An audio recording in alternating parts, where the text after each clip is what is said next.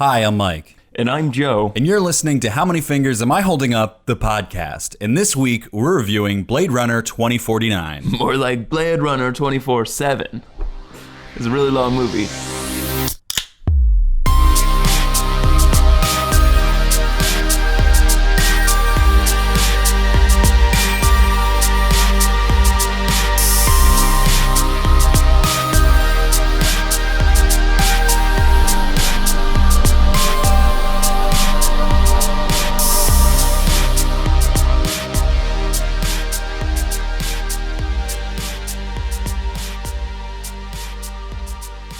Welcome to How Many Fingers Am I Holding Up? Featuring two guys getting uncomfortably intimate and reviewing movies in a weekly podcast form.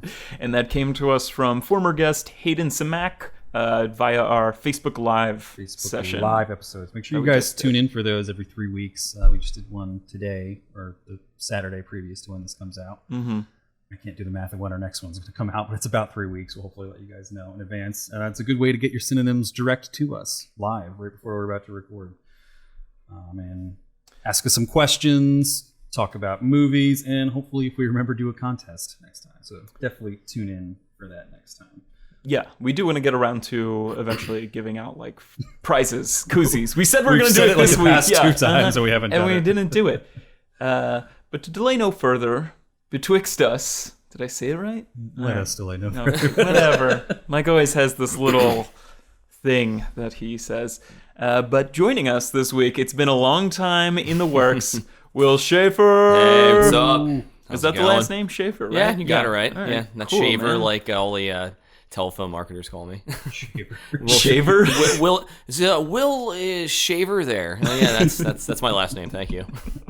All Shaver. Yeah, the old Shaver. But I think the last and only time that I asked you, just because like this stuff gets so mixed up and so weird with guest or whatever, was I'm afraid you were supposed to. I was trying to have you on. Hell or High Water. That was literally episode 50. Yeah, It was a while ago. Yeah. So it was early in the game that I was like, I'm gonna have on Will, but then like obviously I think I came to you too late, and I was like, I'm gonna give Will like a nice like head start next time. Yeah, and yeah. It came down to this week, and I was like, hey, Will. I was like, yeah, I'm gonna be home. I know it's this week. Yeah. But, No, it was perfect though because I was already home anyway. I was like, that's great. That works. yeah, definitely. And you're from the Doylestown area. Oh yeah. And I mean, yeah, you don't have to talk too much about it just because I know you don't have a name. We're just talking about it, but you're back in the area to perhaps start a podcast of your own. Yeah, I mean, that's something I was going to do tonight after this. So from podcast to podcast. Right. That's a horrible name if that's a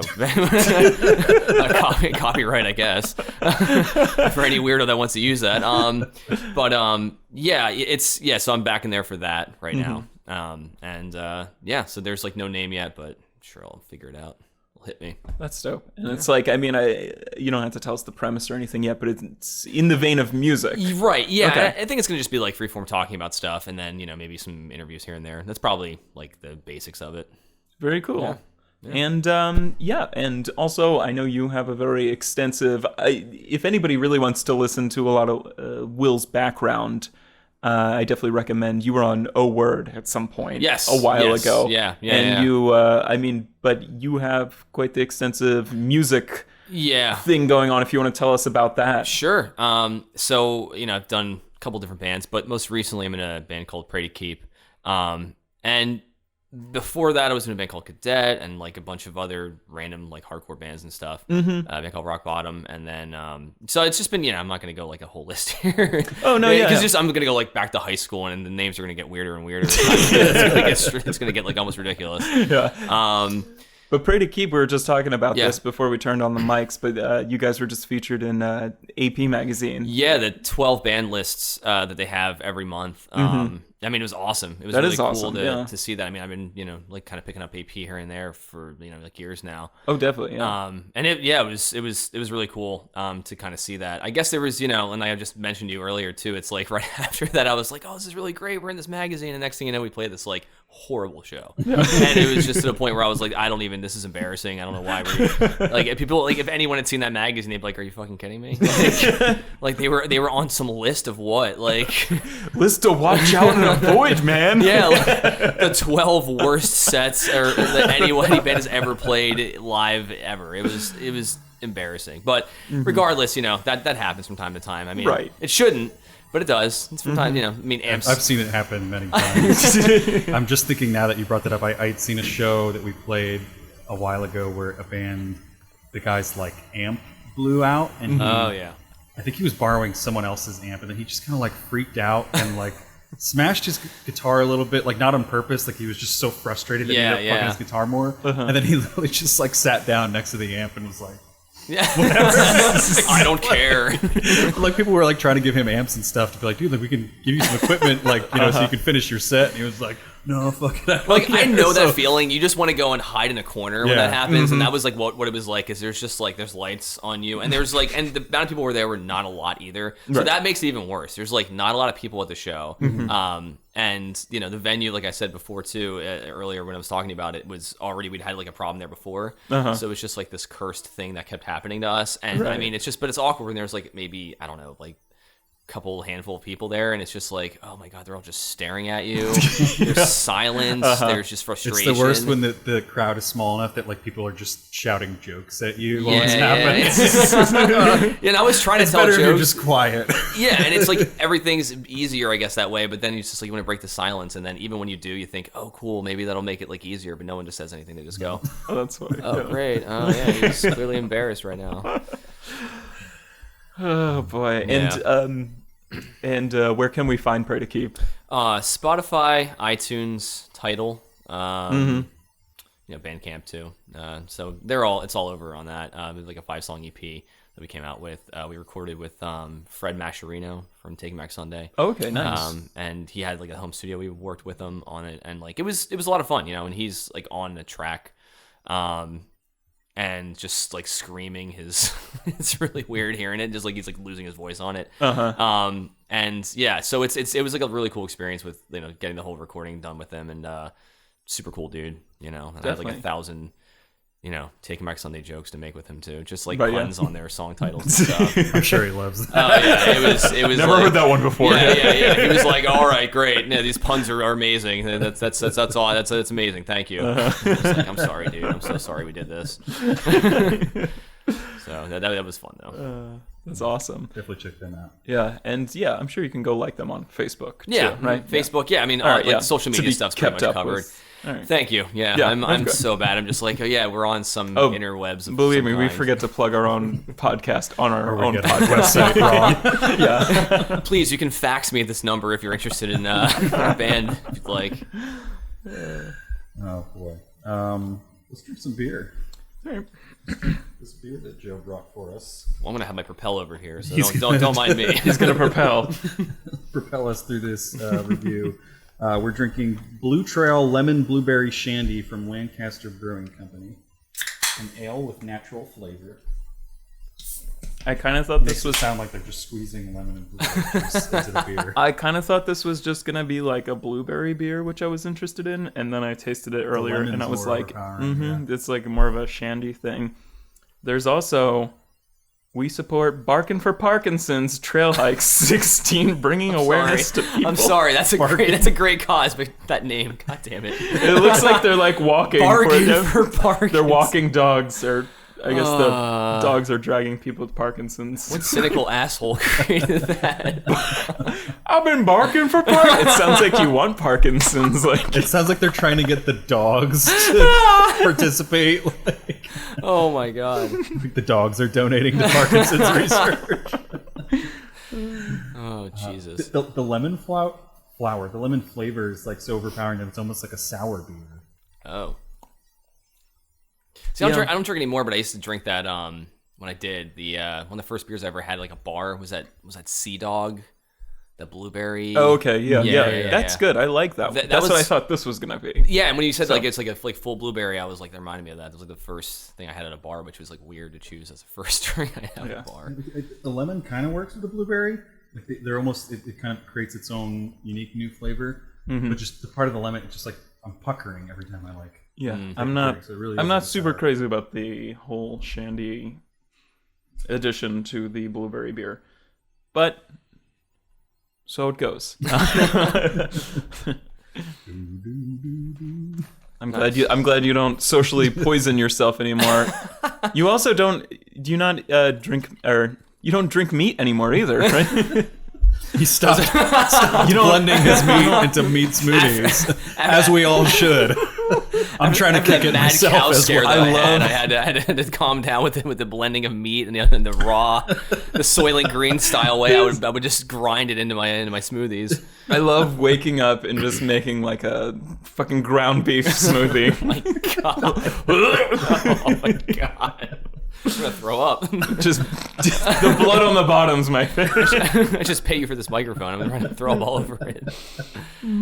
Oh man, yeah, no, I don't have any meat anymore. Yeah, I've gone full boring, I guess. Are you full vegan or are Yeah, you just vegetarian? Okay, vegan's Yeah. intense.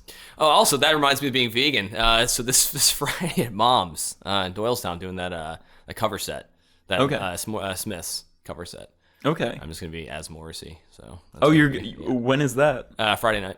Okay. Yeah. So tomorrow night. Tomorrow night, if you're listening when this comes This out. comes out Thursday. Okay, yeah. So tomorrow night. If you want to see Will B. Morrissey, Yeah, I've done, Moms in Doylestown? yeah. I've done this before. It was interesting the first time around. Are you like in character as Morrissey? Oh yeah. I go full Morrissey. I mean, I just started talking about crazy shit and pretend like I was him. My parents came out and I like didn't understand like what that was. My mom was like just really drunk. Who was that? Yeah, she's like, I don't know what this music is. screaming about meat is murder, and just you had some really weird political stances on the Queen. Like, You support Brexit? That's weird. I'm not really sure. I didn't really think of him like that, but okay. You know, my son. Why are you I in didn't London? see this character supporting Brexit. Well, It why was are you so pretty into liberal. London and European politics? That's really strange. Oh man, yeah, like, but she was just like taking the microphone from me, and I'm like, my mom's like 60 something, and I'm just like, Jesus, like, what are you doing this for? Yeah. So check out Will's Yeah, mom. Morris, and my mom, she might be At there. Mom's. At Mom's. It's her place now. Oh boy. Let's get into Blade Runner. Yes. 2049. Do it, Mike. 2049 years long. It's on Red Letter Media. They're like they make that Blade Runner, 249-minute running time, or 2049 So long. minute. Joe, give me that IMDb description, please. All right. So the people of IMDb say The users, not the Yes. employees, as we've now learned. a young Blade Runner's discovery of a long-buried secret leads him to the track down former Blade Runner Rick Deckard, who's been missing for 30 years. Like, how much...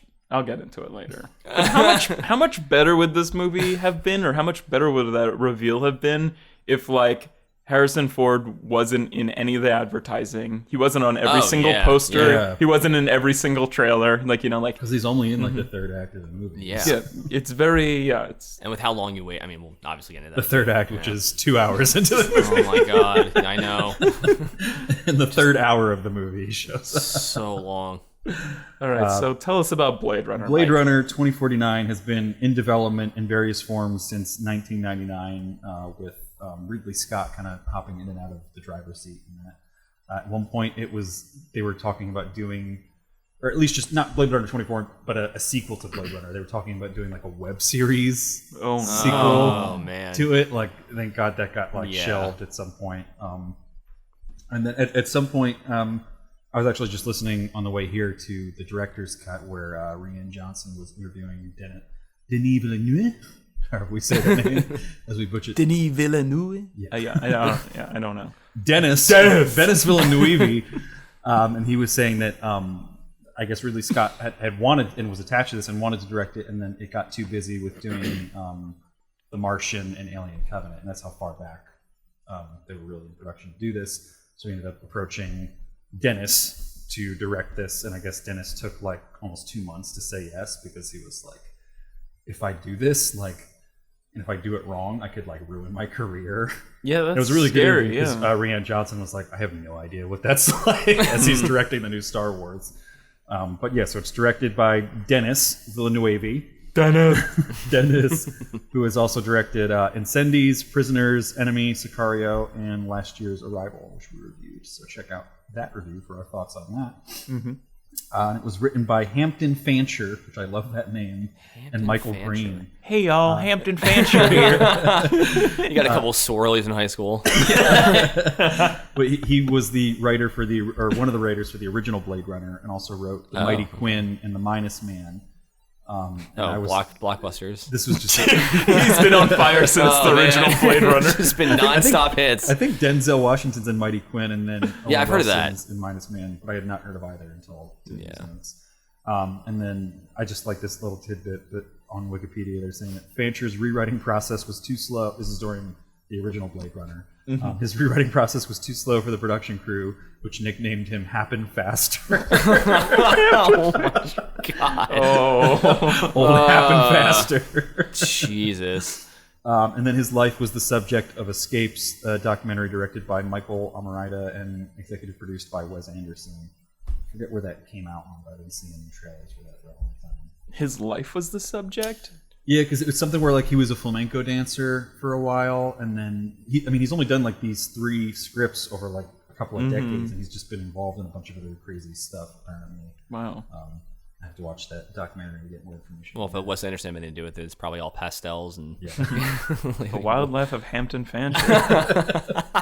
Sheesh. Oh, it's coming out soon. And then Michael Green has previously directed Green Lantern, which I just think is funny that Oh my god. he was involved with that. Michael Green Lantern.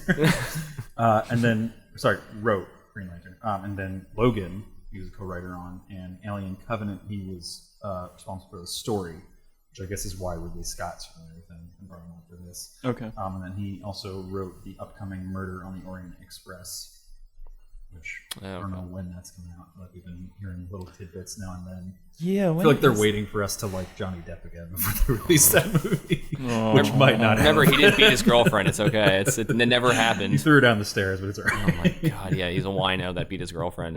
Everything's fine. And then, as far as the soundtrack, rapper-producer LP of Run the Jewels was asked to compose music for the first Blade Runner 2049 trailer, but his score was rejected or ignored, in quotes. And then Johan Johansson, who had worked with Villeneuve on Prisoners, Sicario, and Arrival, was initially announced as a composer for the film. However, Villeneuve and Johansson decided to end the collaboration because Villeneuve considered the movie needed something different, and they needed to go back to something closer to Vangelis's soundtrack. New composers Hans Zimmer and Benjamin Wallfisch joined in July 2017, and in September, Johansson's agent confirmed that he was no longer involved and that he was contractually forbidden from commenting on the situation. Interesting. So I don't know if there was some kind of like behind-the-scenes drama going on about that. Like, who did the original? Was that also Hans Zimmerman who did the first? Something Vangelis. Okay, so I know that like there was like some documentary I saw on Facebook that was. Yeah, it's a super iconic soundtrack Yeah. just in terms of the use of synth, and like I remember watching, I think it was Nerdwriter did a video essay on it of like some of the instruments of synth that they used. Yeah, for, yeah. Really instrumental at that time, and then Instrumental. the instruments were instrumental. Yes. And then when I was listening to that podcast on the way here, the director's cut with Brian Johnson interviewing Dennis, he was talking about how for like the first time he was able to basically have the composing and the sound design happening simultaneously as they were filming. So these guys were in Budapest with them as they were filming, and they would kind of come up with ideas as the cuts were coming back, rather than because he was like, I hate when we have to film something and then it's like I've been watching and editing this film for like a year without music, and then someone comes and puts music on top, and it's like I already grew to love it almost without the music. It's like I wanted it to grow at the same time, Right? Be falling in love with these sounds and shots at the same time. So they were throwing ideas back and forth at each other, kind of simultaneously as it was happening. So that was pretty cool. And then all else I really have is just that the cast includes Ryan Gosling, Harrison Ford, Ana de Armas, Sylvia Hoeks, Robin Wright, Mackenzie Davis, Carla Jewry, Lenny James, Dave Bautista, Jared Leto, Barkhad Abdi, and Edward James Olmos. Yeah, I thought that was him. Yeah, reprising his role as yeah. Gaff. Yeah. I was like, that's that. There he is. And with that, we can proceed to talk for 3 hours about a 3-hour movie. Every hour to really encompass every act. I mean, when I first asked Will about this, I think we immediately just kind of like navigated towards the like, man, like when's the last time you saw the first one? Kinda, Right. You know, That was definitely the conversation. And I made an effort to watch the first one. Just because I didn't really remember it that well, or I thought I didn't remember it, because like I think I've watched it as a kid. Yeah. As like a stoned like college person. So I'm like, I don't think I have like a clear memory of what this is. And then I watched it and I was like, oh no, it was exactly what I remembered. It's just kind of like I just was kind of like blown away by how much I like was really like not interested in the story. It's like really kind of lame. Yeah. But the mood, the production design, and the score are all like so great. And you can see the fingerprints of Blade Runner over everything that's come out in sci-fi like since then. Yeah, absolutely. But yeah, I don't know. It's just like the original is like the sci-fi noir film, which sounds awesome. Right. But Decker is like the worst detective in the world. Every replicant he's tracking like always gets the jump on him. Yeah. They're always about to like kill him, and then like something lucky happens. Like he kind of solves the case like just on luck too, and then he like falls like in Mr. love. Magoo or something. Yeah, he like falls in love with like his like main target. Like he's just so bad, and like I was kind of glad none of that happened really in this this one, but then I also forgot. I was kind of like shocked when I was watching this one because like I forgot that like the romance in like early like 1980s is just like sexual assault. Like, oh god, it's really bad in the first one. The pivotal scene of like Decker and like Rachel's relationship is she's like, I want to leave the apartment, and then he like stands in front of the door and he's like, no, and then he like basically physically makes her kiss him, and then it's like a 3-minute scene of him being You're like, just a girl, so you're too stupid to know you want to kiss me. Your brain's smaller than mine.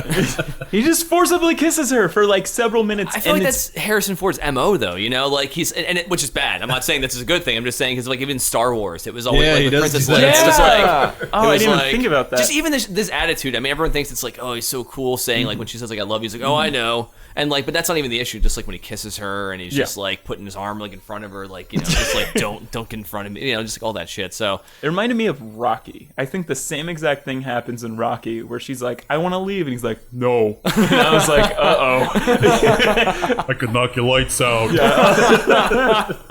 You have to kiss me. Yeah, really, yeah. And it's kind of like this girl who's like, Stockholm Syndrome's not that bad. Let's see where this takes us. Oh my god. And that's early 80s love. That's why do we have people like we do today? I don't know. Why do we have such aggressive men? Maybe it's because of this shit. Yeah. Well, at least she was a replicant, so her feelings don't matter. Yeah, she really doesn't have any feelings. We're just all wires and nuts and bolts up there, so not that it's okay anyway. Replicants aren't people.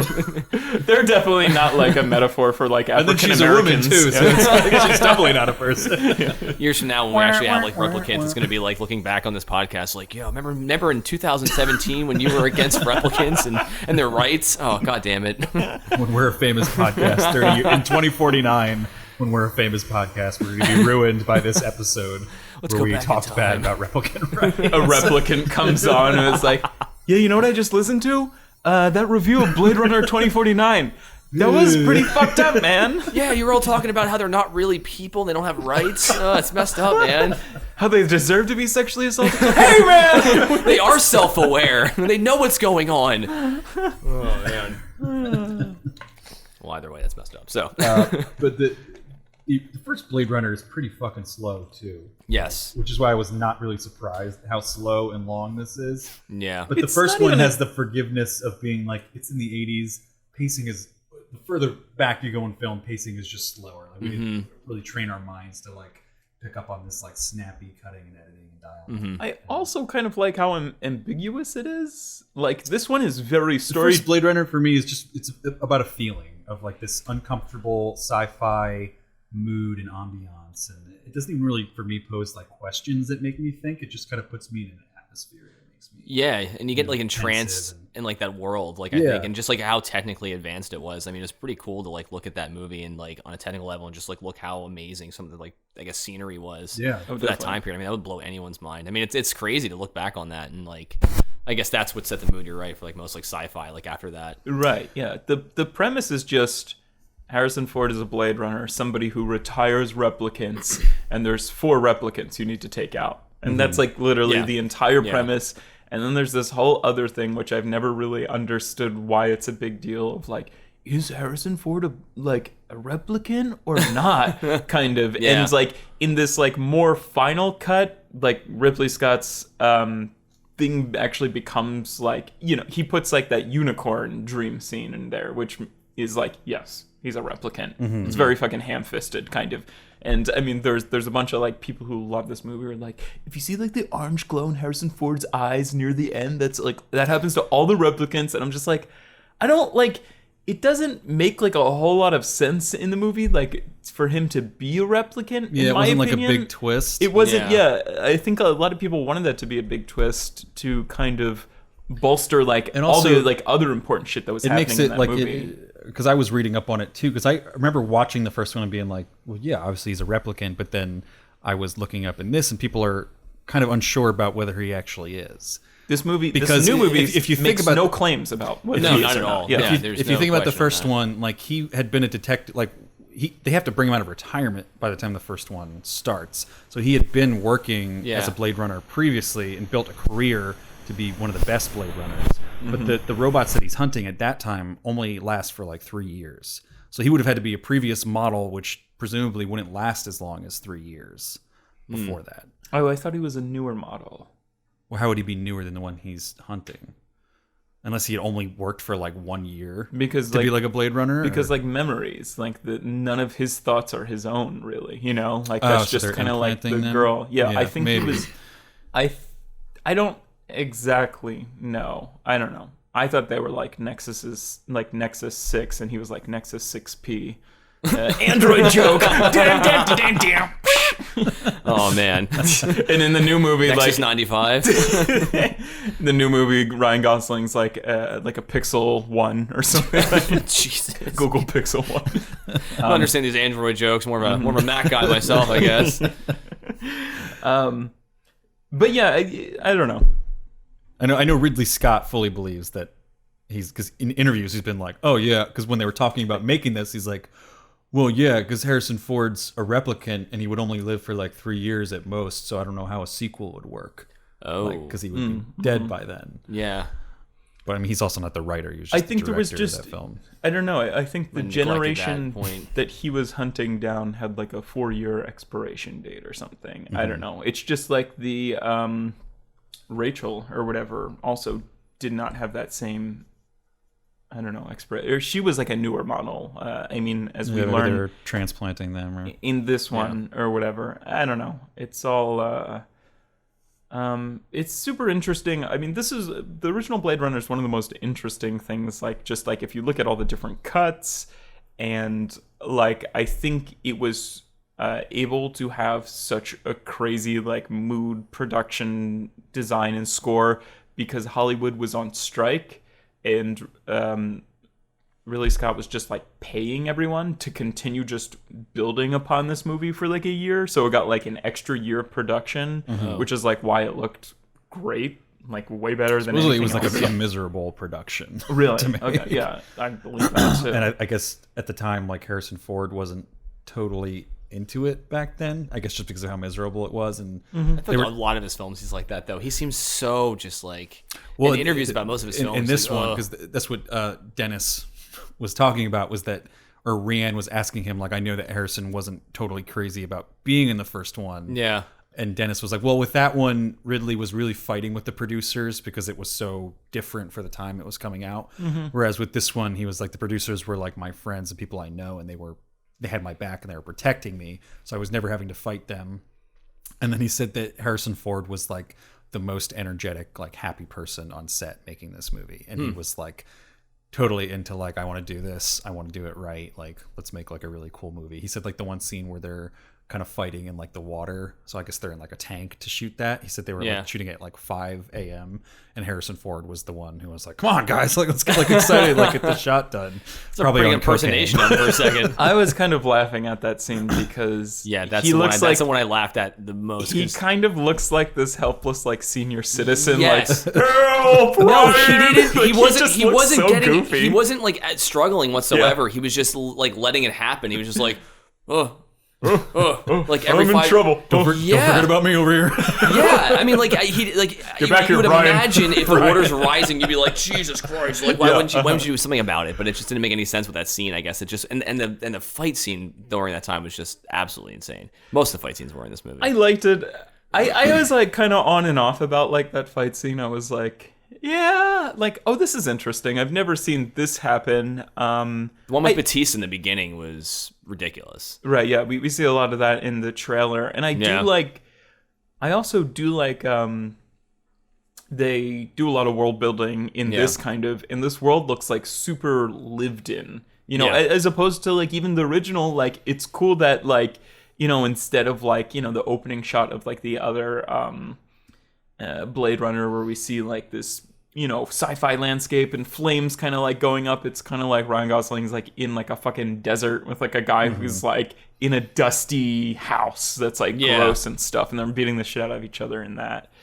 Although they do have some crazy shots when they end up going back to LA, and that reminded me of the opening of Blade Runner. Mm-hmm. Just like those really slow shots of like the whatever their vehicles are called, like flying into the city.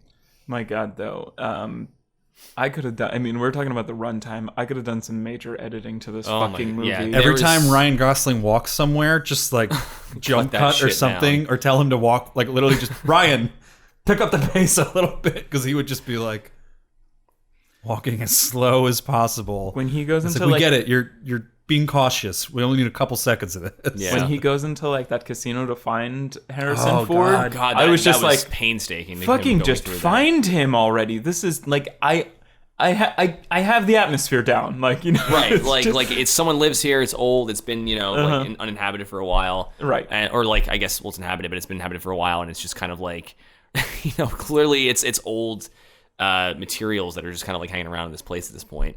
And it's really weird to see him just like that fight scene too. And that's one where I was kind of like, this is going on. Like, and I guess I was more critical of some of the fight scenes for certain reasons. Just especially one with Harrison Ford, considering like, I guess it's just because of his age. And I'm knowing like, this man's like 75 years old. Ryan Gosling's like, what, late 30s? And I guess, in some cases it's like, yeah, obviously they're, both supposed to be, replicants of them. But it's like, still, I guess it was just ridiculous. Like Harrison Ford's really throwing some mean punches when you saw how they were, and they were just like, they're gonna miss him a little bit, and it was just like this half-hearted punch with like no force, and you're like, okay, all right. In his fucking gray t-shirt. Oh my God, I know, you sweat the shit out of that thing. That was like the funniest thing. Before like any trailers came out, and there was just like promotional stills of this. It was just kind of like Ryan Gosling like in his ridiculous like coat that goes up to like his eyeballs, and then like Harrison Ford like, I'm in a gray Hanes tee, like, just a 50-50. Where like in the first movie, like Harrison Ford really has like this fucking, he's got like this really cool outfit on. It's like this kind of like checkered shirt with a duster over it, and he's got this tie that kind of like splits down, and it's like really cool, and it's just kind of like, I felt like there was some, I mean, like, I've got no one to impress anymore besides my dog. But it's also like, I just kind of kept making jokes like, I believe that he was into this production. Definitely. He seems like somebody who's like, like, show me the script and then I'll do it. If it's good, I'll do it. But like, I also feel like his agent is like, well, Harrison Ford only wants to do this if he can be in his pajamas the entire time. And they're like, yeah, we can work around that. What's also crazy too that I noticed is like the I don't know what this is with like any kind of dystopian type film that takes place in the future, when they have some like reminiscence of the past, that they have like the projectors for like the Elvis thing, right? And like why would he be into Elvis? Like 200 years like later. Would it, like let's put the timeline like it's like what 20 was it 2049, right? Yeah. So what, he'd be like in the like Fall Out Boy or something. Should they like would that be a little more like I was relative? thinking that watching that, like it should be like Why would it be Elvis? He'd be like a million years old. Jay-Z or something. Yeah, like something, like something more relevant to the time period in which he's like the appropriate age. It doesn't make any fucking sense. It's like they always do that. There was a Children of Men when when it was like the dad was in the woods. Yeah. And he's like, I love the Beatles. I'm like, no, you did. This takes place way past that point. Like, this is fucking stupid. Like, I hate that. I don't even like the Beatles. Yeah, it's just like, well, he's the age in which he listens to the Beatles in this modern time. It's like you just ruined this. You just ruined like the whole time frame thing. It's frustrating. Harrison Ford just has like a Pete Wentz hologram. Like This is what I used to like, kid. Hawthorne Heights. Jesus Christ. He has like a hoodie with like some weird anime thing coming down. Yeah, they should have put him in like a black t-shirt. He's have swoop hair, you have no idea. For Atreyu. Jesus Christ. Been stretching my gauges lately. I don't want to break my earlobes. Oh man. They're not called gauges. Oh God. I love how Harrison Ford's like this, like, I mean, we'll get into spoilers, but I love how he's kind of like this estranged 1980s sci-fi dad, like, lately. Like, he's like a father figure in this, and then, without saying too much, and then, like, also, like, he's the daddy in, it's Kylo Ren's daddy in The Force Awakens. I feel like, why are all sci-fi films kind of, like, taking that route? Like, Tron Legacy is kind of like, gotta go find my daddy back in the machine. True. Kind of like, it's just like, and there's love so many that, sci-fi too. dads like going. Did you guys like that Tron Legacy? I liked I haven't that, seen yeah. Tron Legacy now. Okay. I enjoyed it. I think it got some flack. Like, people didn't like it. I liked it though. I mean, 'Cause I like it surpassed the first. I mean, the first Tron was cool, but I mean, first Tron's questionable too. it was to me. But I still like that one too. I liked it. It was cool, but you know, if you look at the second one, you're like, okay, this is like an actual legit like sci-fi film. You know, I mean, Right, and yeah. and I saw Disney was behind it. I guess this was pre Star Wars and them taking that over. So I guess it was, even when they were doing that, I was like, is Mickey Mouse going to be in like a spacesuit or something? Like I was a little afraid of that, but also looking back, it's fine. I remember the time it was like when they were first doing like the CGI rendering of like past like the younger ages of someone. So it was like what's his face in that movie. Jeff Bridges. Jeff Bridges, yeah. And it was like at the time I was like, wow, how did they do that? And it's 2011, so it's 2017 now, and I saw it and I was just like, man, they've done so much better with that since then, because it looked in this kind movie. of it looks like a Dreamcast game almost, like with how the rendering was. It just wasn't quite there. That's kind of why I like Jared Leto's like layer in this movie. Totally surprised he's in it. I didn't even know he was going to be in it at all. Oh, really? Okay. No clue. Yeah. I like his layer in this because, or his office or whatever the fuck it is, because they use like this natural effect of just shining light onto water and it ripples, bounces yeah. up. Yeah. Yeah, And yeah. it's something that's going to age well, you know? Like, it's not going to agree. be... I hate to keep bringing up that podcast, but there's just so many like good tidbits in there. But Dennis was saying that everything that was possible, they tried to get like actually in front of the camera for this. So like a lot of like the sets are real, and if it wasn't actually that size, they would shoot like miniatures like they actually did for Star Wars and like the original Blade Runner. And I appreciate that too, because it really gives you like depth. I think a little more. Everything into, just like, feels the world and the realm. like the texture. Just there's a certain texture to real stuff that you just can never really fully capture with digital. I mean, maybe at some point that'll happen, but I truly don't. I mean, I'm really not going to state this here, saying this, but like, yeah, I mean, I'm sure at some point it'll be pretty, indistinguishable. It's also like, even if you have the best technology and the best budget, it's just kind of stuff ages so poorly. Just kind of like, I was watching Clone Wars the other day and I was like, oh my god, oh no, like this looks so This was the biggest movie of the summer. This is there was like no holding back really with that, with like budget wise. They had all the best George VFX. Lucas waited to make those until he thought the technology was right. It's insane. Right, That's what it was. Yeah, I mean, and it was too much and too much. Especially the flying around with the fight scenes. Oh my god, that was like with Yoda. You got to be kidding me. Literally, what I'm thinking of is like they're in like a city or something, and they're just kind of like, I don't know. Is it when they're Anakin's flying around? flying in the and speeder? yeah, and then Qui-Gon Jinn is kind of like, oh, like flopping into the back of the speeder, and people, and they're just going all around this Obi-Wan city. Qui-Gon Jinn's dead. There's two of him now. but it was just kind of like, yeah, let's put like on this whole city on display, kind of, and it's like, no, you guys are making a mistake here by putting the city on display, because there's all those like it's also goofy in gifs 3D. of Obi-Wan in like the speeder. I guess is it Coruscant that they're on, or one of the like city planets? And it's like him where he's like driving like this, and it's like you can tell that they just have like the like mats like running behind them on like a wheel to show them like driving. So they were trying to do it like real, but they just made it look like work. Jesus. It's like a Seinfeld episode when they drive. Yeah.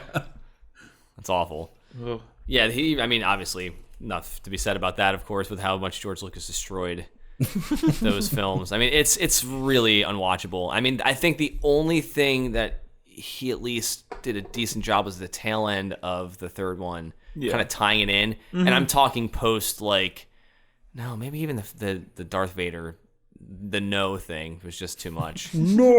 Oh, I remember everyone in the theater when I saw that was laughing their ass off. I mean, it was horrible. I mean, it was just like, you gotta be fucking joking. There's like literally nothing better than everyone in a theater, like this collective like minds, just being like, guys, this is stupid, right? And like laughing at somebody. Well, that's why when I saw the what was it, Batman vs Superman? That line. Oh my god, I can't even. That was the worst thing I've ever. Everyone was just like halfway. Like, I mean, the beginning was like, okay, all right, and about maybe halfway through, there was just this big switch, and the whole theater, the rest of the movie, was just fucking laughing. It became like a comedy. Out of like nowhere. It's awful. But before I saw this movie, Blade Runner 2049, I remember Mike. I was trying to keep myself in the dark about it. I think Mike, you saw like memes on Twitter about like the fucking lengthy running time. Yeah, I'm glad like he told me about that, because like I said, bring a pillow. Yeah, because that's the. I mean, even before you saw it, though, I think you were like, like this I saw is like long. a fake trailer where they took the actual trailer and just replaced the text that's overlaying, and it was like Blade Runner. That's where I first heard the 2049 minutes, and they just no movie should be this long. Oh my god.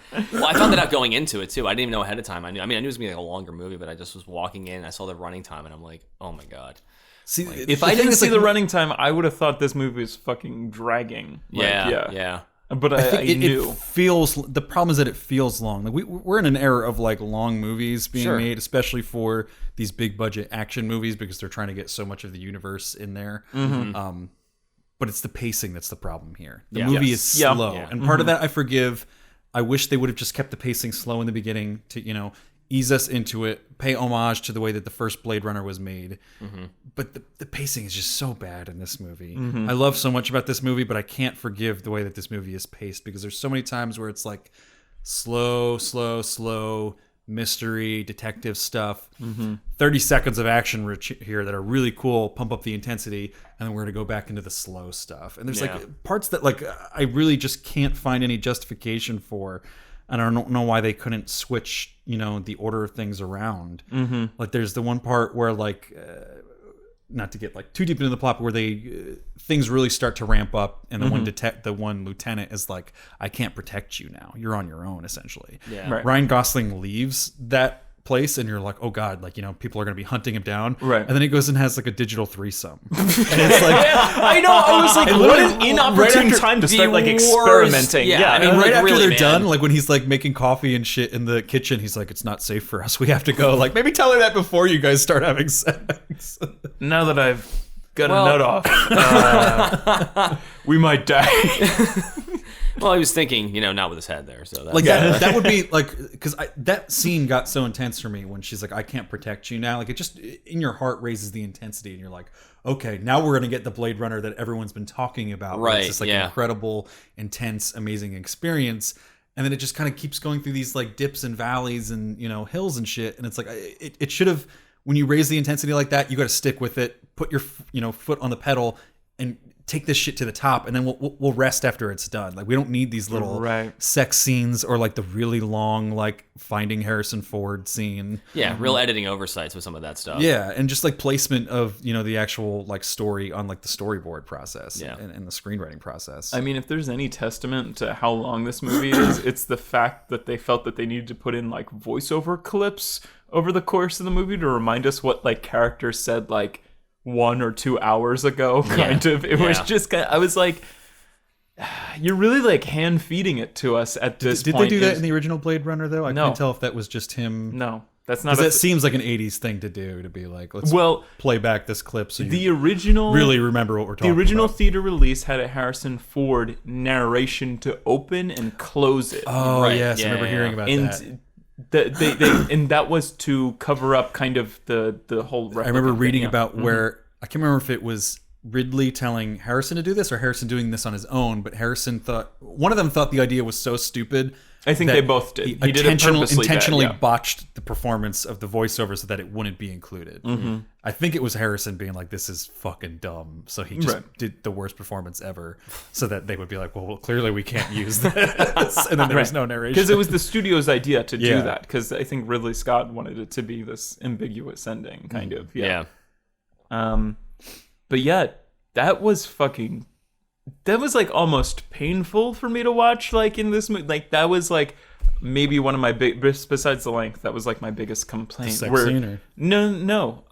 The scene where like Ryan would be like in a car or something, and then like it would play like the John Batista like, "You don't know what you're doing. It was just kind of like, yeah, no, I fucking remember. It was during this movie, right in the beginning. It was like so stupid. In their defense, it was like 2 hours ago. No, exactly. I mean, it was an entire movie length after the 15 minutes of walking he just did. I think we need a little bit of a reminder. No, but that was the thing, is that like the editors had to be like, we gotta catch people up. It's been like an hour and a half now since that guy said that. It's like previously on this movie. Yeah, exactly. And they do it a few times because there's just like, man, I remember a lot of those flashbacks coming up, and it was just like, this is kind of redundant. Like, we get it, and it's like already been shown, of course, and you don't need that much of a reminder. I mean, I get it. Like the plot is it is complex to an extent. I mean, like really, like there's and you're following a lot through like how the length time runs and stuff. And I totally understand that, but yeah, it just there was some points and it was just like, this is way too. And they weren't even like that poignant. Like I remember specifically the Dave Bautista line coming back after we had already figured out that there was a baby that was born out of a replicant, and that's what the line he's talking about is where he's like, well, you've never seen a miracle before, or something like that. And it's like, that's a little too late for that. Like we believe that a replicant was I think born. We're trying to figure out who, aware of and that, how, and why. Yeah, a little inconclusive to like needing that in the fact of the scene there. That happens a lot in that movie, though. I think like that anytime that comes in there, you're just like, oh my god, like you don't need this. Projected right now. And that's part of the pacing problem, I think, with that film. It was a long. I mean, the plot, obviously, we understand, like, it's complex. And, like, I think you need to really, like, get through some of the complexities to kind of understand, like, what's going on in this world and, like, what he's kind of after, in a sense, and, like, where he's kind of trying to go with this whole thing. Right. And, like, but at the same point, it's, like, I just felt like there was a lot of, I think, like, going away from the main plot that happened a little more than, like, I needed to happen. I think that, like, the editing would have definitely taken care of that, I think, and made the story a little more concise. But at least I feel like there's a little more energy. I don't know about you guys, but, like, considering the first one, I think it was a little better than the first one's pacing somewhat. I think it's better in a lot of aspects than the first one. I just want to go on record and say it's a better movie. And I hate it may not be as important a movie. I just but haven't it's seen the first one in movie. so long that it's hard for me to even speculate at this point because I haven't. You know what I mean? There's so many like reviews that I've read and watched and listened to on podcast, and they're like, I'm probably gonna get crucified, and a lot of you guys who are like hardcore Blade Runner fans are gonna hate me. But this is a better movie than the first one. I'm like, it's not hard. It's not hard to be a better movie but there's people come out of the woodwork going like, obsessed are you with fucking it. Kidding me? I know there's people obsessed with it, but I think the general public would be like, yeah, no, I agree. Yeah, like I don't think that's that controversial of an opinion to be like, like. We were just talking about Tron. I mean, Tron's not nearly quite the legacy. Joke. That the God. We got Daft Punk to write the shittiest stuff they've ever done. Yeah, I like that. Daft Punk did this like overnight. Yeah, I like that soundtrack. Oh man, yeah, but that was a really interesting, I think. We got Daft Punk to do a John Williams score for some reason. That's not their expertise. I don't know why they did this. Oh my Take all their synths away. Well, they rip off everyone anyway. We've never played so violin before. They just wrote sheet music. We'll just sample it. It's fine. It's what we would do for everything else we do. I can't play the woodwind through this mask. We got the 2 highest profile electronic producers to hand us instrumental sheet music for like a sci-fi electronic movie. Like it was just like so like what? Yeah, I heard they were doing it, and I was like, "What the fuck is this going to sound like?" Because they're so all over the place. I was like amped. I was gonna be like, I was like, yeah. I love it. And then it came out. And I was like, like it was just it was literal real instruments. It was string arrangements over top of just beats, and that's really all you had vibe-wise for the entire film. Which, I mean, it was kind of cool, and there was moments when it did like a cool like arpeggiated thing on the piano, and you're like, sick, that's cool. But that was like the one instance where that popped up. Like if any score needs to be like hardcore electronica, it's Tron, and then they fucking put instrumentals in it. I know. I don't know. The newest, I have a funny story about the newest one too. The newest Blade Runner. Well, there's only 2. The most recent film. Oh, the most recent Blade Runner? Yes. So the score is like super fucking loud. I mean, it was like piercingly loud. Mm-hmm. And my dad, I went to see with my dad, and he's like hard of hearing. Like, not like hard of hearing, but he's starting to, he's starting to age is starting to hit him pretty hard with that. So already, sometimes I call him from the other room and stuff, and he can barely answer. And like, so with this, we were sitting in the theater, and I was just like, God, this is fucking loud. And I'm thinking in my head, he's probably just like, what? This is the perfect volume. I don't know what you're talking about. Normal volume for me. William, it sounds fine. Turn it up. Yeah, because I can see kind of everyone going like this, because it was really fucking loud. But my dad was this is great. They just have those like fine horn blasts every now and then. Yeah, like those synthesized horn blasts. But I feel like it was encapsulating him, like with watching the film. Though I think that really drew you in more and made you feel kind of like, I mean, obviously that's the point of the score, but it really like it added to like this whole like world that they were in, and just like the urgency of like everything that was, especially like when they were approaching cities, or leaving rather in certain scenes, and it was really cool with like how loud and intense and like jarring it was, because it made you kind of feel like when he was entering. Was at the barren wasteland of Los Angeles, when he was like entering that, just like how jarring that made you feel, like the entire because I mean like if you were flying over like that, I mean I'd be freaked the fuck out. I'm like, oh my god, like we were sand people down there, like like what I mean. It was pretty horrifying. So it was cool. Like that obviously added to it, but the volume was, I think, like a necessary additive. But dude, you talking about volume and talking about your dad just triggered this memory I haven't thought about in a really long time. When they re-released the original Star Wars, and my dad took me to see one of them, we were like the only people in the theater, which I think gave my dad some sort of authority like feeling, kind of. And I can't remember if it was too soft, the volume, or too loud. Yeah. And he's like, I'll be right back. I'm gonna go talk to the projectionist. And just like Holy fucking walked up. Shit. I saw him like up in the projection room, and he's like, "Yeah, can you turn it down?" And he's like, "Yeah, okay." You see blood running down the screen, and then he like just comes back down and sits down. He's like, "Yeah, that's much better." And it was just kind of like, I've never seen anybody do that ever. How do you even get up there? How the fuck do you get up there? I don't know. There's like a secret door that has a key that you need in order to get up there. Like, can anyone just get up there? Yeah. That's how he like literally just came down like a minute later. He's like, "Yeah, it's quieter now." I guess they're the only people in the theater. Yeah. Like, they're going to turn it right, down. Yeah. They only want to please you two. Right? Yeah. I was just like, that's funny. If I was ill, I would be like, "Can you turn it up?" I'm also hard of hearing as well, though. Yeah, I mean, he's always been kind of hard of hearing, and so have I. But like, I don't remember whether he was saying turn it up or turn it down. I think it was turn it down. But yeah, it was just like a really weird. It's also funny because like when there's only like 1 or 2 people in a theater, there's not as much clothing to like dampen the noise. Yeah. So it's naturally just louder to begin with. So maybe that was what he was. Right. It just maybe seems a little bit too loud. I remember I saw True Grit, and it was just me and my friend Steve in there. We're the only 2 people, and like the soundtrack was just blasting because there was no one there to soften the noise at all. But yeah. I forgot what I was going to say. I was listening. I keep seeing this one article pop up on Facebook. I don't think it was like Vulture. It was like IndieWire or something. And I kind of like had this, you can talk about this afterwards. I remember you were talking about like one of the main complaints that you had was similar to when we saw Ghost in the Shell. And it's just kind of like there are these empty cities, kind of.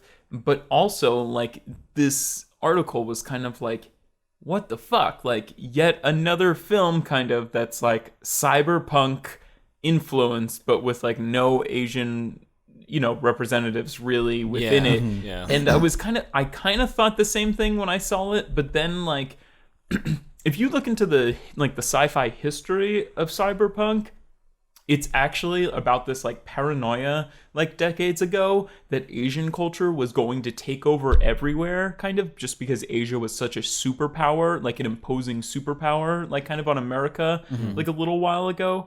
So the fear of cyberpunk, or the anxiety or paranoia of cyberpunk, is that Asians wouldn't have to come here. It would just be their influence of their culture would just kind of like wash over. So like this is based in LA.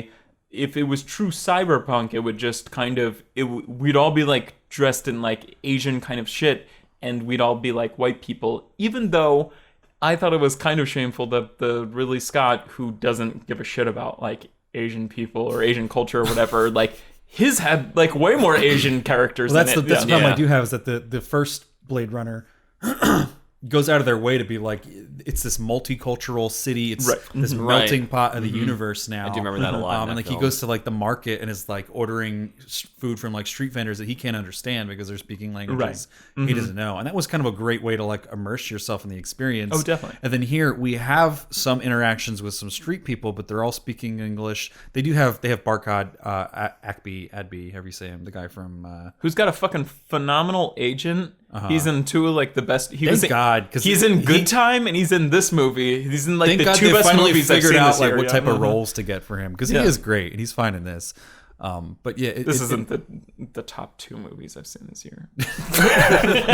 This is good, but it's not top. I don't want to say this is the second best film. Good Time is my favorite movie this year, but I don't want to say this is my second favorite. Yeah, but it's like they not only don't have like that experience on the street, and not including like Asian people, but they don't really have anything that like makes you feel like you're in this. Like the first one, they really nail home the feeling of like you're in this overpopulated city. Right. So much so that like cars have to be flying vertically. We can't just be on the streets anymore. Right. We've got like all these crazy highways running, in between buildings and stuff. So anytime he's like in the street, he's like bumping into people, and there's just people flowing past nonstop, just a constant stream of pedestrians. And then we don't really have any scenes where he's walking around the street here. Like he's in, more often than not, he's in places that are kind of abandoned. It was like one or two shots, and he was just like going back to his apartment. Like like it was like kind of next to a building. They did have one where he's walking in an apartment building, and that sort of got the feeling of like there's all these people that are just hanging out in the hallway. Right. Or when he's like eating, and then the one of the prostitutes, I guess, comes, or the three of them. But even come that felt like spacious. It felt like he was in just like a busy food court rather than like a mall. He was literally in a city that's like overflowing. And I guess part of it is that people, the humans have been sent to different colonies in this universe by now. I think Hollywood thinks it's like above extras now. Like it's just like, well, like we're gonna be, and that really makes you feel like there is like an actual community of people that are like an overpopulation rather than like in that city. And I mean, it reminded me. It's funny you just said the street vendor thing, because I always think about how much like Fifth Element really definitely ripped this shit off of like those parts, I guess, of like that film. And I'm thinking back to like that scene, and I caught like only a moment of that scene because that's one part of the movie where I had to just fucking leave and take a piss, and I was like, I had to come back, like, and I was like, what did I miss? And it was that whole street scene, which was kind of a bummer because I wanted to see like more, because I wanted to see more of that, and like there wasn't a lot of the interaction inside of the city and being down. You just saw like the grandiose of it, you know what I mean? And there wasn't really much to see inside besides that scene, which I barely saw any of because I had to like run out. And that was our problem that we had with, I don't know if we even voiced this in the Ghost in the Shell episode, or if this is just something we realized after talking with our friend Dan Martin, who's really into like production design and stuff like that. So he kind of helps us view movies through that lens. But he had problems with Ghost in the Shell where it was like their idea of saying that, this city is big and populous and, melting pot is just to have these like big screens. Yeah. And it's like that would justify like, well, there would have to be a lot of people here rather than showing a lot of people here. Right. And they kind of did that in this one where they have these Yep. huge towering like digital, almost the same as they are literally in Ghost in the Shell, like the same concept of like these holograms moving around the city, like to the point where they're like in front of like people driving and stuff. Right. But they didn't really show a lot of actual people there. And then like the one Because scene, it's the mentality of like, why is Times Square covered in fucking billboards and screens and everything? Right. Because it has such a high populace, kind of. It is. I never even it was thought like about that. I don't even they think never that you have it. zoomed in. They were just always like in this like zoom out like There has to be from people here. We're advertising. And then You they know, have like- they have the one scene where like he's walking. I mean, I hate the scene for other reasons, but where he sees the huge version of Joy Yes. Yeah. naked, and she's like she leans down, she like talks to him personally. There's nobody else there, and it's kind of like there needs to be more people there. Otherwise, why would they justify having this huge? That's thing true. Up there It's that's going to lean down. prime and talk real to estate for people? something like that. You need to see more people Right. walking Especially by. for like interactive Oh billboard? yeah, no, that makes like it, at 3 that's a good a.m. point. That's when Yeah. you need to be talking to people God, dude, that are like and walking I around. hope in the horny. future there'd be like no bar call, like I mean like shutting down for the bars and like 2 a.m. Yeah. But I think Joseph made a really good point though, saying like the extra hiring. Sometimes I feel like every Hollywood film just would rather implement CGI for adding crowds and there's something to be said for having like a real population of people. Because I mean that's the easiest thing to do. Just literally round up like a million extras and be like, hey, just walk around in weird garbs and stuff. But it's like I guess the expense in doing some of those things is probably so intense at this point because of just what goes into budgeting for the CGI itself. It's just like they have nothing else to to throw around anymore. It's not like Ben-Hur anymore, where they're like, "Hey, we got to fill this fucking Coliseum, get 1 million people," and they're like, "Okay, Those were the good that's days. what special effects are like right now." It's kind of like, it's just kind of like, well, we can have like a few like contained actors like walk around this cityscape, kind of, And it really takes away from the vibe, and that's kind of like a shame, like that I feel about some modern times with a lot of films and something like that really needed. It just felt like empty. I felt like there was a bit of an emptiness, and the city's supposed to be overpopulated, and that really kind of took away a little bit for me. It just makes you like when you watch those movies and when you watch something in the past that's sci-fi, you feel like it's more inhabited for sure, and you feel like a little like a different sense. I feel like there's just this wasteland vibe for most of modern sci-fi films, and it kind of bums me out. But I guess like you would imagine that the population has gotten to like people over top of people type situation. Definitely. So like why wouldn't and it looks like that Yeah. like in the apartment where he lives Absolutely. and everything too. Just to like skip forward, I mean, just because now we're really in the throes of the episode, but what was I gonna say? I personally, I think one of my, if we want to start talking about like favorite kind of scenes or whatever, Sure. one of my favorite scenes is, I actually, granted, it's not in opportune time, kind of, but like the threesome scene is like, I feel like I'm gonna give this a higher score than it deserves because like, Because you want to have a digital threesome.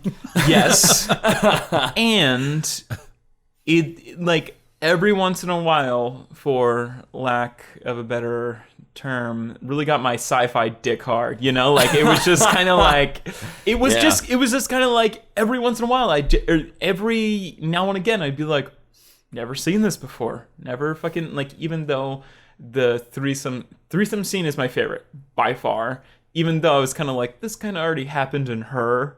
right. Yeah, that definitely happened. But like, there's something about like them like syncing up. I thought that was and I was really like, cool. Yeah, fuck, like, man, I pretty was genius like, I in a love sense. this, and it's not helping the story at all. No, it's just but its own thing. It's beautiful, like sci-fi imagery. Even Her, it's so weird. Like when I was talking about like the early '80s rape romance, it's so weird that they spend so much time in this or like by the end they really champion this kind of like Decker and Rachel like relationship, and he's like, oh no, like she died, and she gave birth to android Jesus, and like like it's like this whole big thing. But it's like, it's really, I love this is Ryan Gosling and like his like hologram wife storyline up until you do see like that huge hologram, and she says the same exact thing to him that like his hologram said to him, and he's like, oh fuck, like she wasn't real, you know. All right, so here's Go on. I know you wanted to talk about favorite things. We're going to talk about least favorite things right now. Oh no, this is a mix. This is a mix. I mean, I'm just trying to get into like more topics. I love before Ryan we Gosling. end it. I think he almost ruins this movie for me. He's kind of like Ryan Gosling in the. I feel like you don't really get to know the character too well. I think part of it is I think he's making the right choices based on the script. I think maybe the script made some wrong choices, and maybe we could have gotten someone who's a little bit better with, you know, some emotions. Like Ryan Gosling, well, that's what I'm saying. He's I better didn't feel at, engaged in him. I feel like I kind of like was caring about his character. He plays so it kind of much. like a video game character, where it's like right. shows no emotions in the face. Oh, you mean like Drive? I literally just said he's Drive Ryan Gosling. It makes more sense in this movie because he is a robot who at times can show emotions. Like at times he's witty in this movie. Right. But the most witty people in the original Blade Runner are the replicants. Androids. Yeah. But there's times where like it actively hurts this movie how stone-faced he is. Right. Like when the first interaction he has with Joy when he comes back to the apartment, I thought he fucking hated her because he would not react to anything she was doing. And I just got the impression that he was like, I just got my dumb life with my dumb robot girlfriend. And I need something more. When in reality, he's got this deep love for her that we find out about later in the film. I mean, we're in spoiler territory now, but when she's about to be like killed and he's like buying gifts for her and stuff, even after he buys the gift for her, he like takes her outside and she's like feeling the rain and he's just stone faced. And then like she freezes and he's just kind of like, well, got to put you back in my thing now and go back. And maybe that is a real interpretation of this that I'm just thinking that it shouldn't be. I just felt like I was misinterpreting something based on Ryan Gosling's performance. I mean, and then that scene with the big version of Joy, that's not Joy, but her product that's being sold by the Wallace Corporation, I think was the biggest offender of that because it's totally discounted their entire relationship. It was just kind of like, well, she just that was the thing is when they like stomped on his like joy rod or whatever. Joy rod. Oh man. Oh boy. Well, Ryan Gosling's joy rod. No! Wow! What are you doing stomping on my joy rod, huh? Well, you know, his big old joy ride. Sounds like what you would call like a robot stick. Oh god, my joy ride's malfunctioning.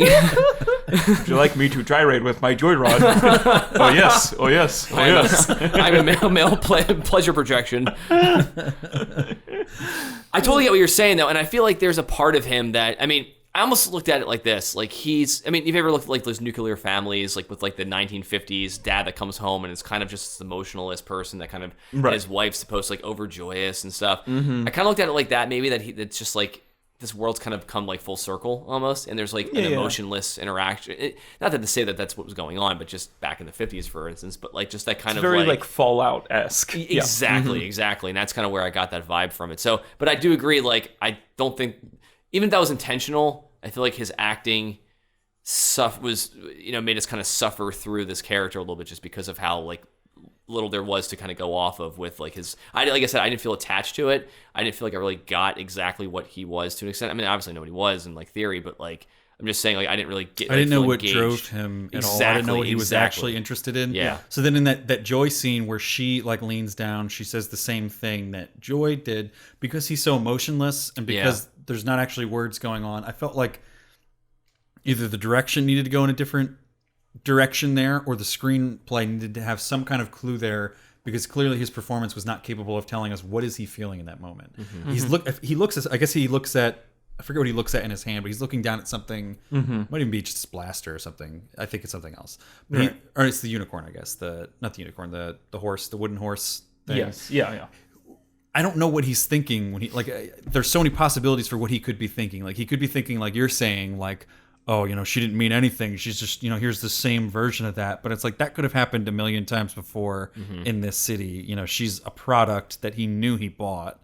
Like it could have been him being like, those fucking bastards, they killed like the one thing I love. Now I'm being reminded of her because, you know, she's here right in front of me. I have to go avenge her.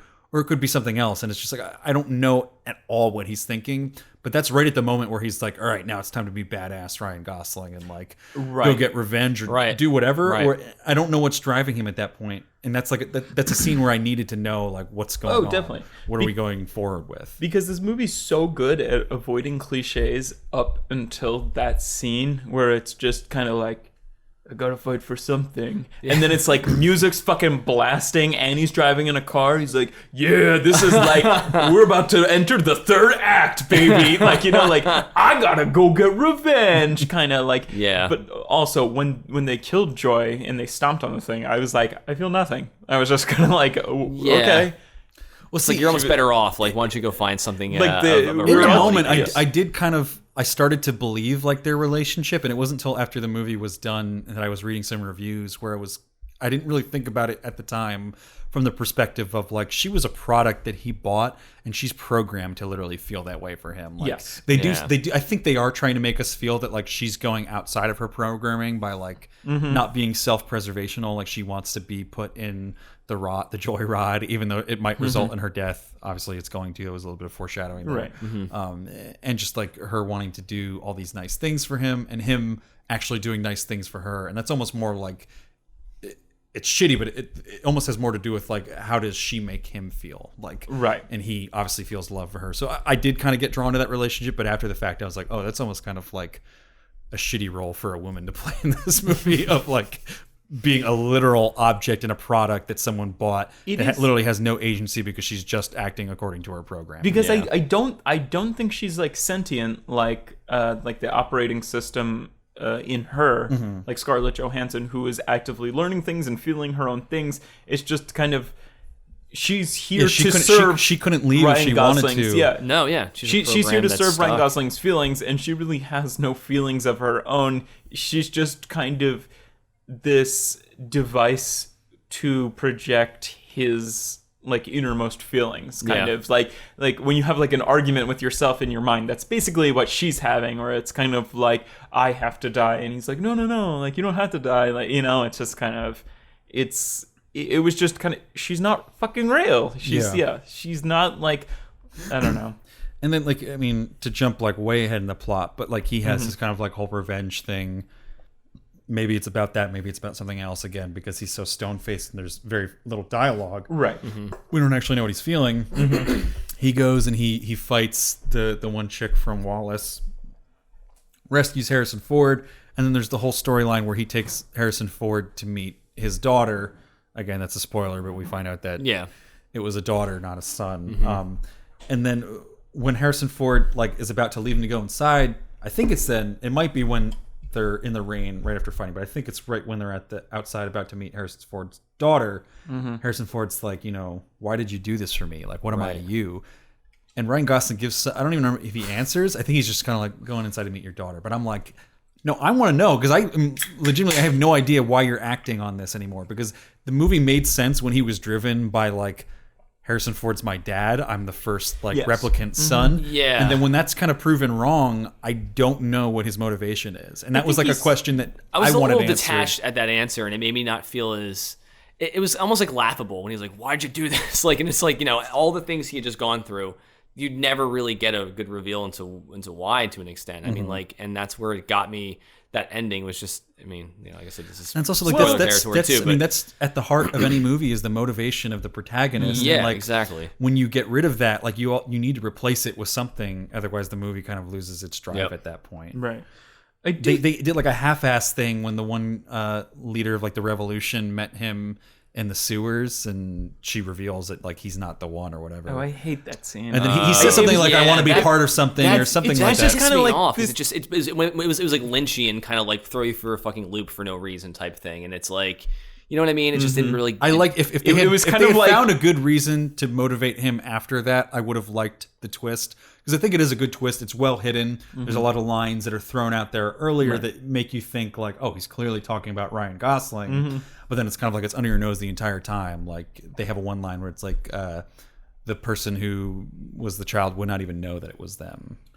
I kind of hate that like whole like what we were just talking about, like the whole like, the replicant resistance kind of. It was kind of like, join us, yada yada yada, and they're meeting with him down in the sewer, and I was just kind of like, we got like 20 minutes left in the film. What are you guys gonna do? I think they're setting up for a sequel. Oh, they definitely are. There are so many unfinished arcs, but what I was about to say is I think what I got from it is that I think Ryan Gosling is in this search for like basically to be human, and I think that's why he's like trying to reenact this fucking like 50s like relationship with his hologram girlfriend and everything. And I think again, when he's talking to the very large Joy or whatever, he's like, I want to go and try to do something human, which is to kind of like go and, you know, sacrifice myself or do whatever, you know, like it's something. She has the line with the most human thing is to like to die, or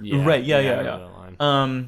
Because I mean, again, he's feeling shitty and he looks shitty this entire movie because he's just kind of been spat on like his entire life. Like even some guy in the precinct or whatever that he's in is like, skin job. Mm-hmm. Why don't you go give a skin job to your joyride, huh?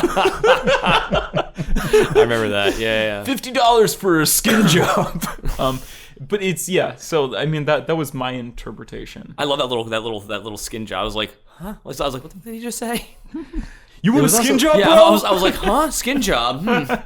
Sounds familiar. I didn't like that. Like because I caught that really quickly, and I was like, what the fuck was that? I felt like everybody used skin job as like the pejorative term for like robots in this movie. I felt like that was a little like, people are more creative than that. Like, how many different names do we have for different races that we have? Job. I think they might have had like Skinner as another one, and then Skin Job. Skin Job, yeah, there you go. They like spray painted something on his door too. I can't remember what it was. Mm-hmm.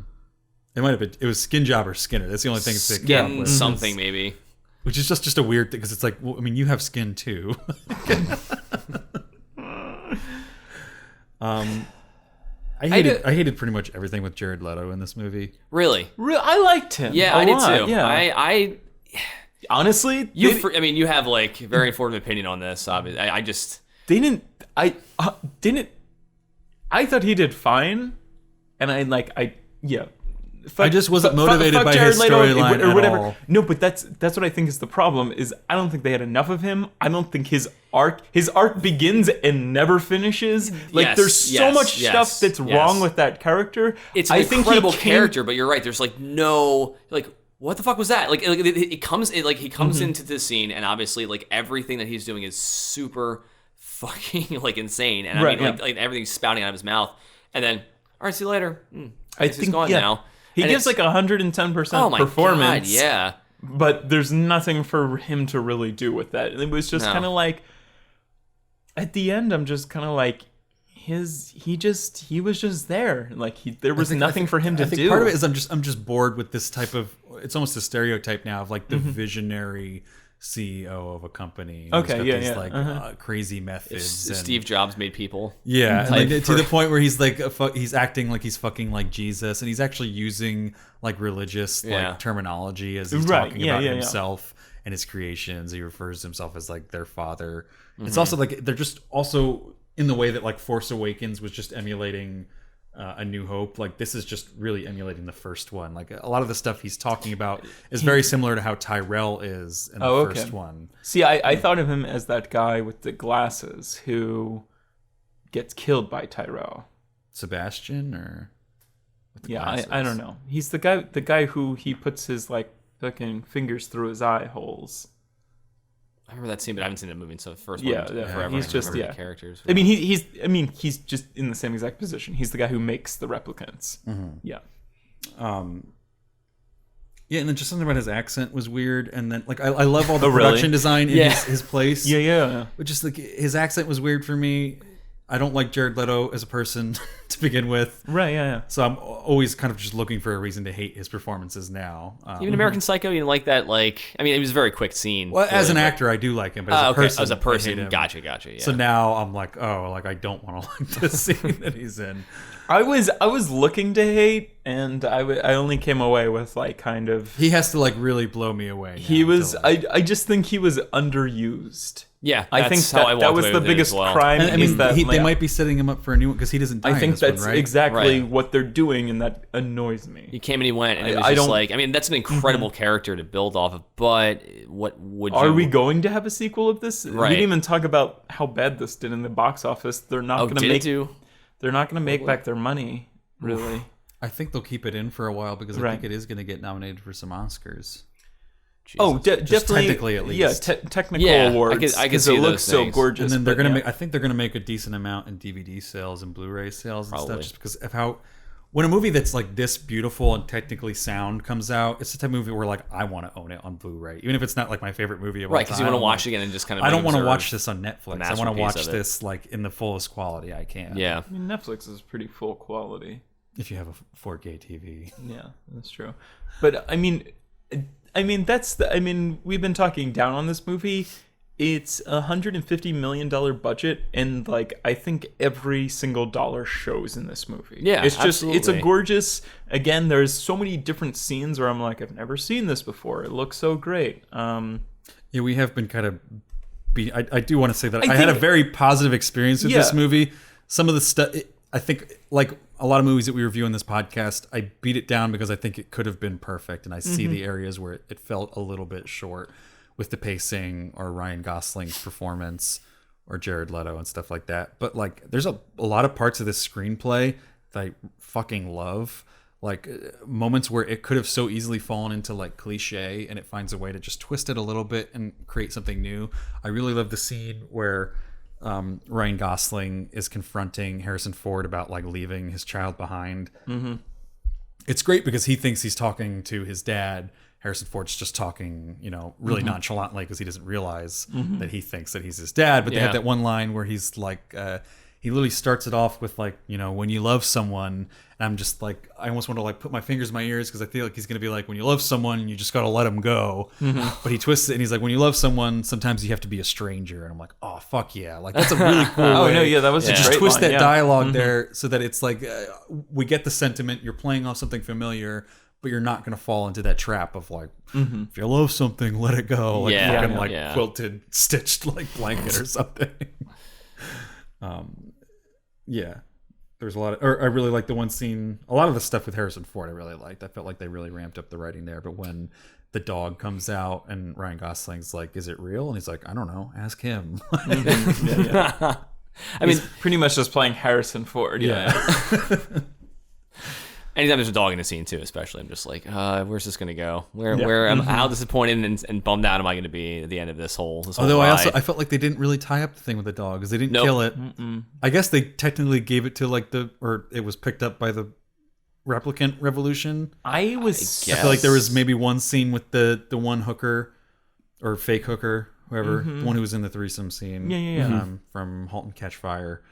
I honestly was so confused when they show up to maybe this is just me and this is my problem and I didn't understand it, but I thought it was kind of confusing when they show up to take Harrison Ford and then somebody else takes Ryan Gosling. Like it was just like a confusing scene. I was just kind of like, are they not all going to the Why aren't same? they taking him to? Yeah, why are they leaving Ryan Gosling here? Like he can just he can just follow them, like kill him.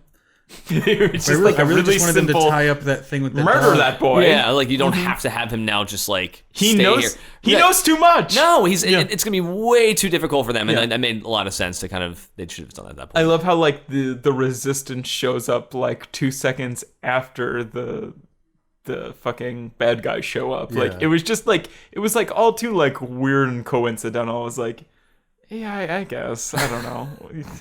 I just feel like they made the dog. We got kidnapped at the same time by two different people. Like it Yeah. was just kind of like, yeah, okay, go on. I don't think they were kidnapping Ryan Gosling. They were saving him.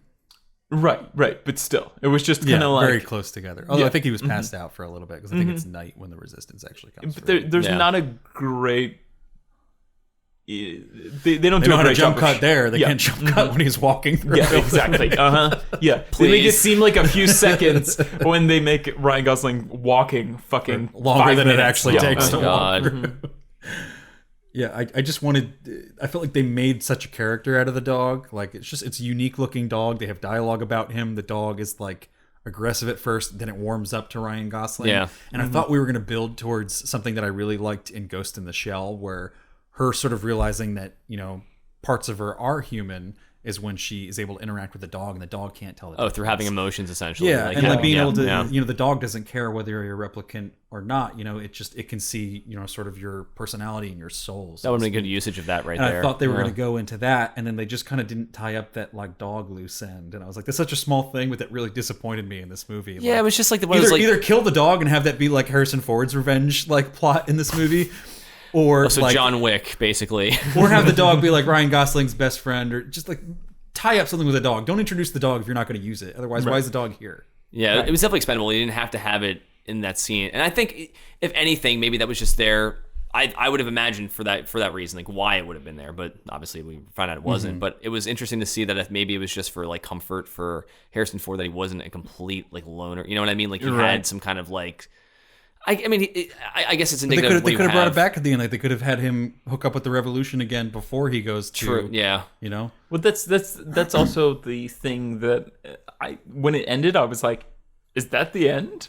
Like, kind of, I was kind of like, I knew it was when he was just like, I guess we're obviously in spoiler land at this point, so it doesn't matter definitely. anymore. Yeah. Mm-hmm. But you know, it's poetic to die in the snow. That's what I'm saying. And you know what? That pissed me off because it's just like, how many scenes is there someone just laying like this, staring up at the sky just to die? You know what I mean? And I thought for a second that wound was kind of like not relevant, and I was like, did they fucking miss this? Like, are you kidding me? Like, He fought a whole fight after getting wounded. right, and that's what I'm saying. Like, I'm like, there's no way they would have skipped. I mean, this has been such a tie-in. I mean, overabundance, as we talked about earlier, like tie-ins from previous scenes that like there's no way this was like an oversight. Right. Yeah. I mean, luckily that they kind of come back, but just like, you know, obviously the way he was looking up at the snow and the sky, it's like there's so many films like that, and that's the only thing where I felt like they could have.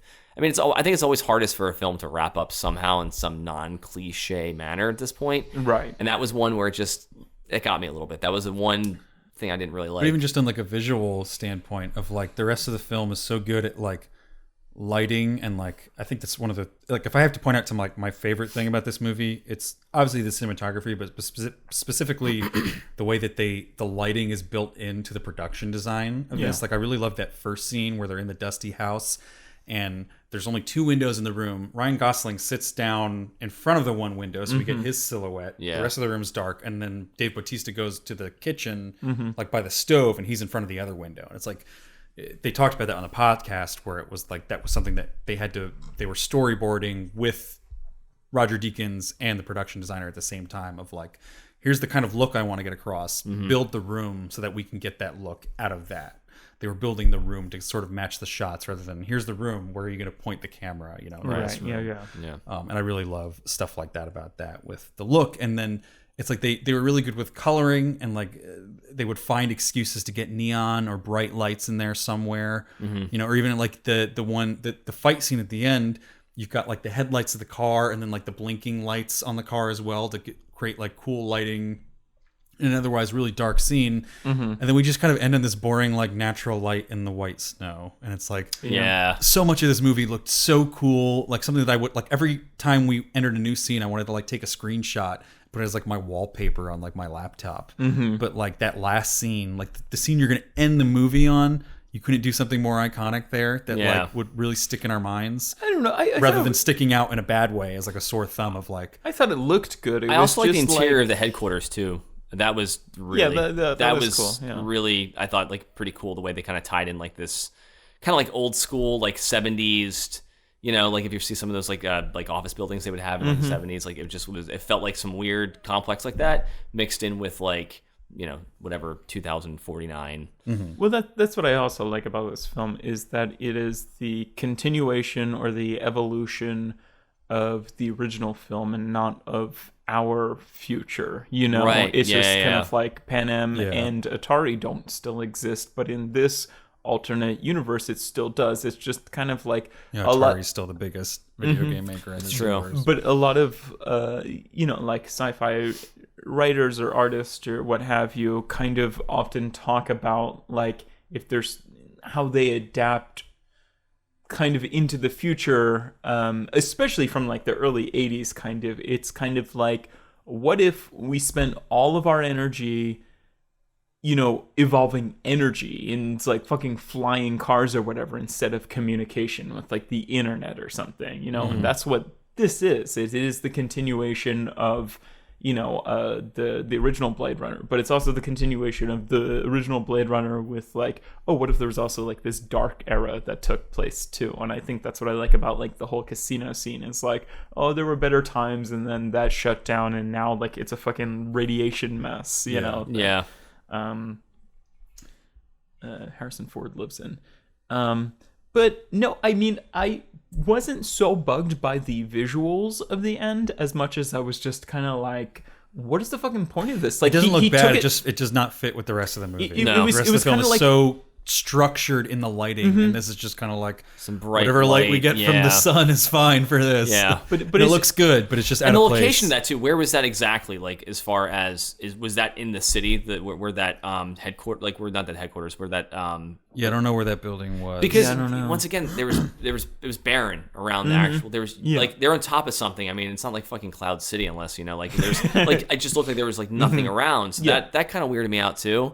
Considering like if he was looking up, maybe there would be something like I could imagine it'd be cool if there was like a cityscape, something. You know what I mean? But it's like, where is this that there's an isolation? But who knows? I just felt like it was once again an empty feeling with the vibe of the film that kind of bummed me out about it. But it was just like such a like, I mean, he wanted to do something human and he saved Harrison Ford or whatever, but it was also kind of like, is this really the end of the movie? Like, I guess it's an emotional kind of, landmark kind of, but it's also kind of like, you just took this guy to go see his daughter. Like, there's still this like revolution in place, and there's still like the Jared Leto's still alive.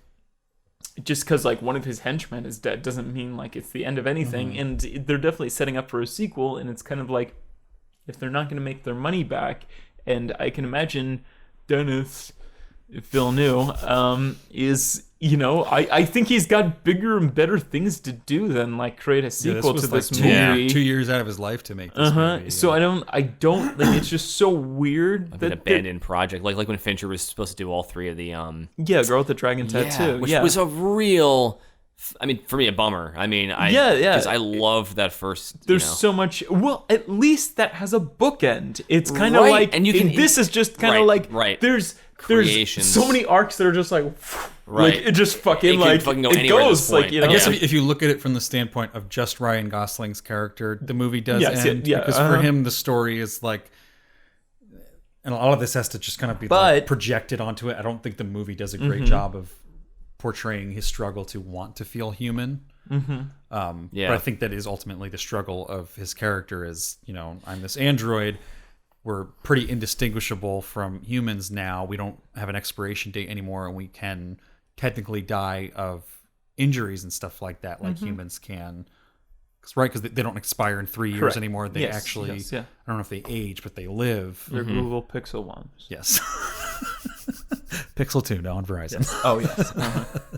But here's my interpretation of like the arc is kind of that it's like Ryan Gosling or like when he shows up to the abandoned Las Vegas, the radiation Las Vegas, the baton is handed off to Harrison Ford, who's like, better continue my arc from the first movie. And we don't really hear a lot from Ryan Gosling after that until like really the exact end. So there's like almost like even like this like missing arc of kind of like, where exactly? I don't know. And then there's like when he hands off the baton of kind of like, hey, like continue your character development from the first film, kind of. It's just kind of like we don't get to see. I don't know. It was just, it left so many loose ends. I was kind of like, what? Like, is that it? Like I knew it was it, but I was kind of like, that sucks that that's it. It's also really strange that like this entire movie's plot premise is based off of like the really weak romance from the first movie. That's what I was going to like, say. They champion that. Like even like overlooking, Oh, they really which you championed that shouldn't, too. overlooking like the rape essentially scene in the first one. Like it literally feels like ironically like that romance was forced in the movie. Like obviously it is forced by what Harrison Ford is doing, but from a screenwriting perspective of like, we have to have some kind of romance. We can't just have a dreamy ambient sci-fi movie. No one's going to care about it. So in like the last 20 minutes, they're kind of like, oh, these two people care about each other, and I guess they're going to run off together. Run off. Like, Yeah. Yeah. It's kind of like he wants to get a skin job on his joyrod so much that he's willing to run off. I feel like they're like equating it with like almost like Star Wars, where like we care about, not about Kylo Ren, but who Kylo Ren is and who his family is, because he's related to the characters from the original who were so well explored and there for 3 movies, whereas like we had 1 movie of Deckard and like 20 to maybe 10 minutes of romance between him and Rachel. I feel like it's that cliche. I think they even went beyond the storyline just to tie in like the past, just for the purpose of just like, oh cool, look what we can do with like having like a almost like a clone like look of the actual actress and stuff. And it's like, and I feel like they're just kind of like showing off their big old CGI dick and kind of they're like flexing that CGI. Yeah, just kind of and like they did do a really good job with that. yeah, absolutely. That was Uncanny And Valley for I me. can't yeah. I can't really imagine a way that they could make this sequel without tying it in that way, right. because you can't I don't think you can leave Deckard out of this. Is Harrison Ford gonna come back for another? I don't know. Yeah, he'll be 80. He'll be 85, and This he'll be. is so much like when they're writing the script. There has to be so much consideration. They're like, we're not gonna bring back Ryan Gosling, and we're actually gonna bring back He probably fucking hates himself for doing all these action films when he was younger that had like such a high gross to like their films that like coming back he's like, oh, I'm like 75 now, I have to do all this like running like Indiana Jones. I'm sure he was thrilled to go running around in cargo Although it pants. sounds like he had a lot of fun making this movie, and Which is good to hear. Supposedly he and considering Ryan Gosling got along like really well. But did they? I feel like Let's compare numbers, kid. they had to. I mean, Harrison Ford has such a small part in this film, especially with Ryan Gosling, that I can't imagine they spent more than like a day or two together. That had to be, set. yeah. But they were probably together for like a year of like press junkets and like press tours and stuff. They probably had to be friendly, just hung out maybe. Every interview I've seen with them, they're having a blast and they're joking with each other, and they don't seem like they're forcing to be smiling to be around each other. Right. And they were talking about how like But I feel Harrison like they're Ford like also- he intentionally calls Ryan Brian like to like fuck with Yeah, him yeah, like yeah. as like the older guy.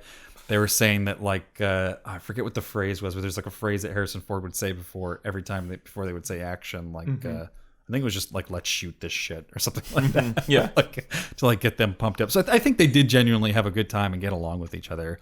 I don't think that's also hard to imagine, because I think Ryan Gosling tends to be like, feels like he's part of like that older crowd of like, a more elevated type of filmmaking. Like he's going to be almost indoctrinated into like that community at some point when he gets older. Yeah. Because I feel like he's on that path. I mean, he definitely is like. And I know well-known from that actor. podcast, Dennis was saying that like when he started talking to Ryan, the first thing that like really clicked with them was like both of them being like, there's a really like the chances of this movie doing well are very slim. So let's make it exactly how we want to make this movie and make it art and make it a fun movie for us. And then if people like it, they like it. If not, they probably weren't going to like it to begin with, because we kind of have like a losing task here of recreating a sequel from, a 1982 movie or whenever the first which Blade was Runner also came a out. failure. Yeah. Box office failure, and it was more Really? I didn't know that the first one did.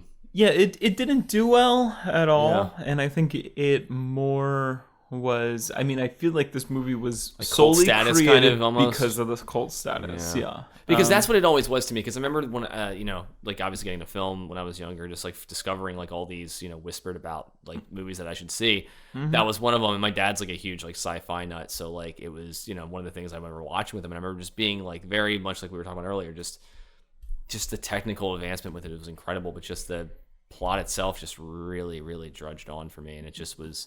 But that's what it was. I think for a lot of those cult films can kind of have those one-sided, one's greater than the other kind of aspect to it than certain things. But yeah, I think that was kind of interesting to kind of see that also didn't do too well considerably. Now this didn't do. It's probably just the length and the plot itself. I mean, like everyone's attention span is so much. I think it also was the more the trailer- vibe back then. Like I don't think people were used to, these like dark, literally grainy, like long, slow, like Yeah, that's true. contemplative movies. Like they're in the 80s we're used to like Top Gun and Star Wars. That's and true. Like all these like just all American kind of like just fast, fun, big, flashy movies back then.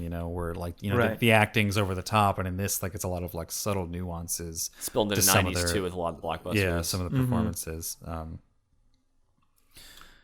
Yeah, want to get into some fingers? Yeah, I'm ready.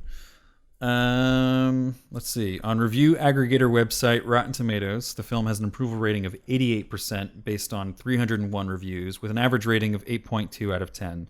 The site's critical consensus reads, visually stunning and narratively satisfying, Blade Runner 2049 deepens and expands its predecessor's story while standing as an impressive filmmaking achievement in its own right.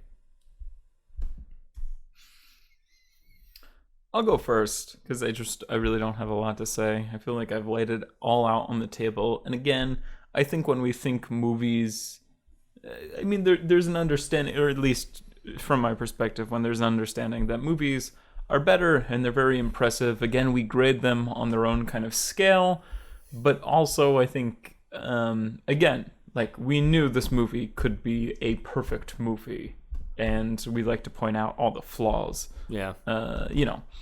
That being said, I still really like this movie. I think it had some of my favorite sci-fi scenes of all time. I think Roger Deakins, the cinematographer, fucking give him that fucking Oscar, dude. Oscar Deke. He's been nominated 13 or 14 What other times films? now. What did he do? Out of curiosity. Oh Brother, Where Art Thou? Ooh, okay. A bunch of the James Bonds he's done. Spectre. He's been just the films he's been nominated for. Spectre. Fucking. There's like really good ones that I'm not remembering. I'm gonna look it up because I'm curious. Okay. now. Okay. Look it up. Look it up. I mean, you can look up what he's shot, but look up what he's nominated for. Oh, okay. So Shawshank Redemption, Fargo, Kundun, A Brother Where Art Thou, The Man Who Wasn't There, Assassination of Jesse James by the Card, Robert Ford, love that movie.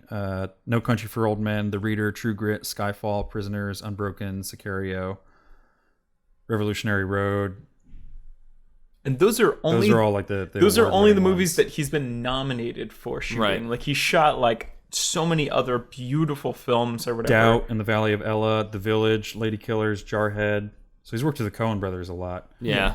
Intolerable Cruelty, A Beautiful Mind, 13 Days, The Big Lebowski, Dead Man Walking, Hudsucker, a lot of Coen brothers movies, Hudsucker Proxy, I love the Big Lebowski for its cinematography. Barton Fink. He's basically He did just Hail Caesar, right? Yeah, Hail Caesar. Yeah, he shot Hail Caesar, which I think that was my favorite cinematography of the year. But he's basically one of the best cinematographers there are. I mean, it's very apparent in this movie too. Yeah. Every shot is just gorgeous in this movie. Give that Deke a skin job. Hit him with that that joy rod. Skin. Jesus. I don't even remember what else I was gonna say. This movie's better than the original. That's not a controversial opinion, in my opinion. I can hear the kid in the hallway fucking screaming. There it is. I have a story about this whole complex. Oh, okay. Remind me at the end. I have to tell it. Okay, I'm just gonna lay it down. I'm gonna give it 4 fingers out of 5. So yeah. Okay. Well, if you want to go next and tell that story. At the very end, now I won't even explain. Now I'm curious of what this story is about the apartment complex I live in. Yeah. I just wanted to tell that story and then just have nothing to do, say about the movie, and just be like, here's my fingers. Yeah. Which I'll get to that too. But so, okay, this complex, I used to go to like elementary school with this, because I've been like around here my whole life. But Right, yeah. I went to elementary school with a kid who lived in this complex. I don't remember where exactly, but I know it was this. There's still that blind guy with his dog. They made him move out because his dog was peeing on the carpet, which is like really had a problem with that. That dude's been here since I was in elementary school. Right. He also took us to like some weird like fallout shelter that was under here when I was a kid, and still to this day, I was like, man, why did I trust that? Like, there was this random old guy. Where's the fallout shelter? There's a fallout shelter apparently under here. It's crazy. I had no idea. I okay. was like, I mean, they might have like, I mean, this was like the 90s, so who knows? Right, yeah. But anyway, so this kid, but that was part of the story, was like that guy would just take us in these weird like fallout shelters, a bunch of like elementary school kids, like, sure, why not? Let's go look at these fallout shelters. There's an old man and his dog, like, Yeah. And I was like unaware of any creepiness to that. And I remember there was this kid that lived here that I was like friends with him, and his mom would like make him take out the trash. He was like super spoiled, and he would get like $100 for taking the trash out. And I was like, fucking asshole.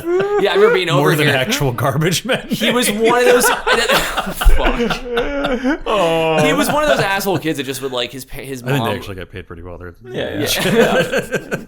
Government employees. Well, you know, it was just a precursor, I private, guess, to actually. his. He was going to be severely disappointed when he got older and realized the real world wasn't going to pay him that much money to do small tasks like that. But I remember just like little things like that. I was just super spoiled. But like, yeah, I remember he was like a dick to that old guy the one time though too. What did he? I wish I could remember what he said. He said something about like him being like blind or something. It was like really fucked up, and the guy just got like lost it on him.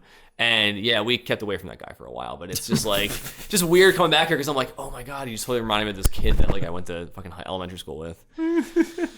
Memories, Doylestown. I want to know where this fallout shelter. Yeah, I know. Yeah, I same. swear to God, it was creepy. Like we're like in the catacombs of this building, like going around with this blind dog. It was like out of some weird dystopian film itself. Just like we're gonna go through this, and you know, here's some bones of the remains of someone that died down here years ago. Sounds very Blade Runner. Yeah, it's very fitting that we talk about Blade Runner for this then. Yeah. I think as far as the film itself, technically, I mean, it was, definitely a masterpiece, as far, it definitely lived up to, and of course, with the technology we have now, surpassed what, of course, the first one was. If it was on any level of the first one, we'd have some major problems. Our budgets were low. But yeah, I think it lived up to like what it would be in the future as far as like, now, being that time period. So it's really cool to see, I think any film that does. And, like I said, there was my issue with it, the emptiness. Like I said, I didn't feel like that overcrowded vibe. That's one thing I had a little bit of an issue with visually, story plot wise. I mean, wish I dug a little deeper, into the story plot, like as much as I should, kind of, because like I said, it was very complex with a lot of it, and I just wasn't as aware of the first one, and I haven't like done my research enough to really get into it. So, right. As far as I was concerned, just as kind of, just watching the movie purely just to kind of get the storyline again, and without doing any kind of research, I felt like there was the twists and turns here and there were a little unnecessary to an extent at times, and I felt like that kind of took away for me. It was just kind of almost like gratuitous in certain places, but still made sense in other angles, I guess. It's all about perspective, I think, in a lot of those points that are made with like a lot of the plot line, the plot points in this film. Right.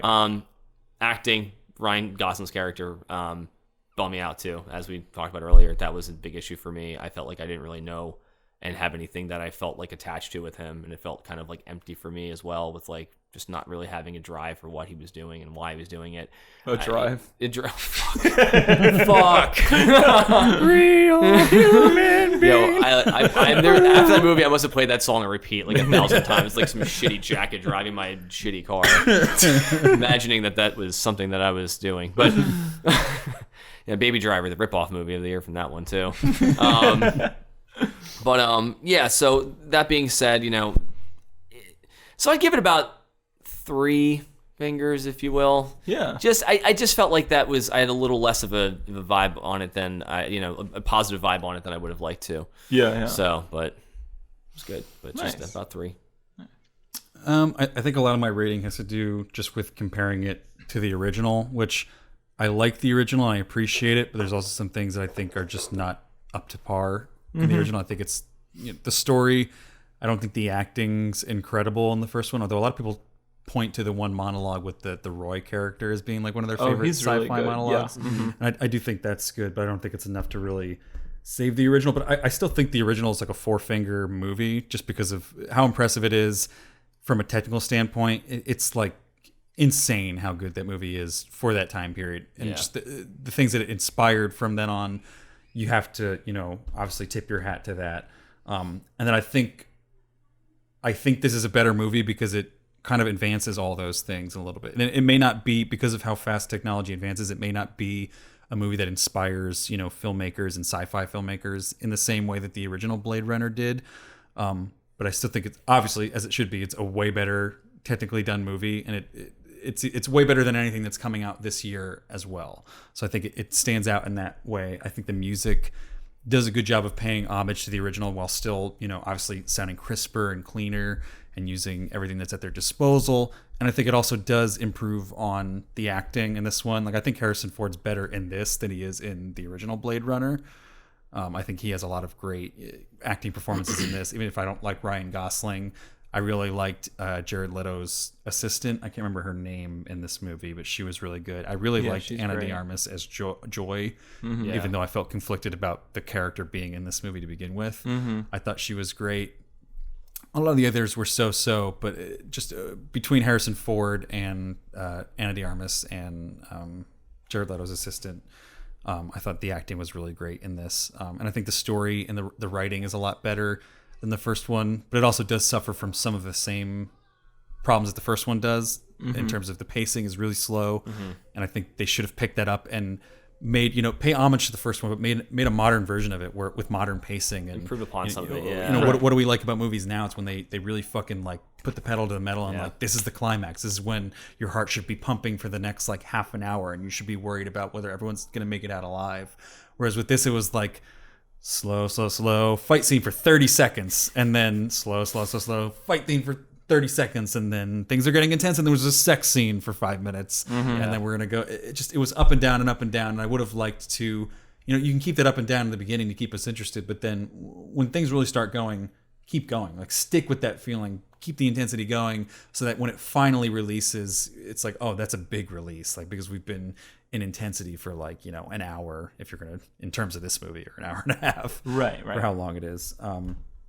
But I think the writing is good for this, and I think it maybe the thing I wanted it to do more, and the thing I really wanted it to improve on the original the most was the original was so good at creating this vibe, but it didn't really pose these great questions that I want sci-fi to pose. Like, it's sad that almost Ghost in the Shell does a better job of like posing. The new Ghost in the Shell almost does a better job of posing questions about what is it like to be, a skin job or whatever they call it in Ghost in the Shell. I think they have similar terminology in that movie, for that. And I wanted more of feeling for, the differences between the two and the similarities between the two. And it was more like they were just creating this vibe of they're kind of similar.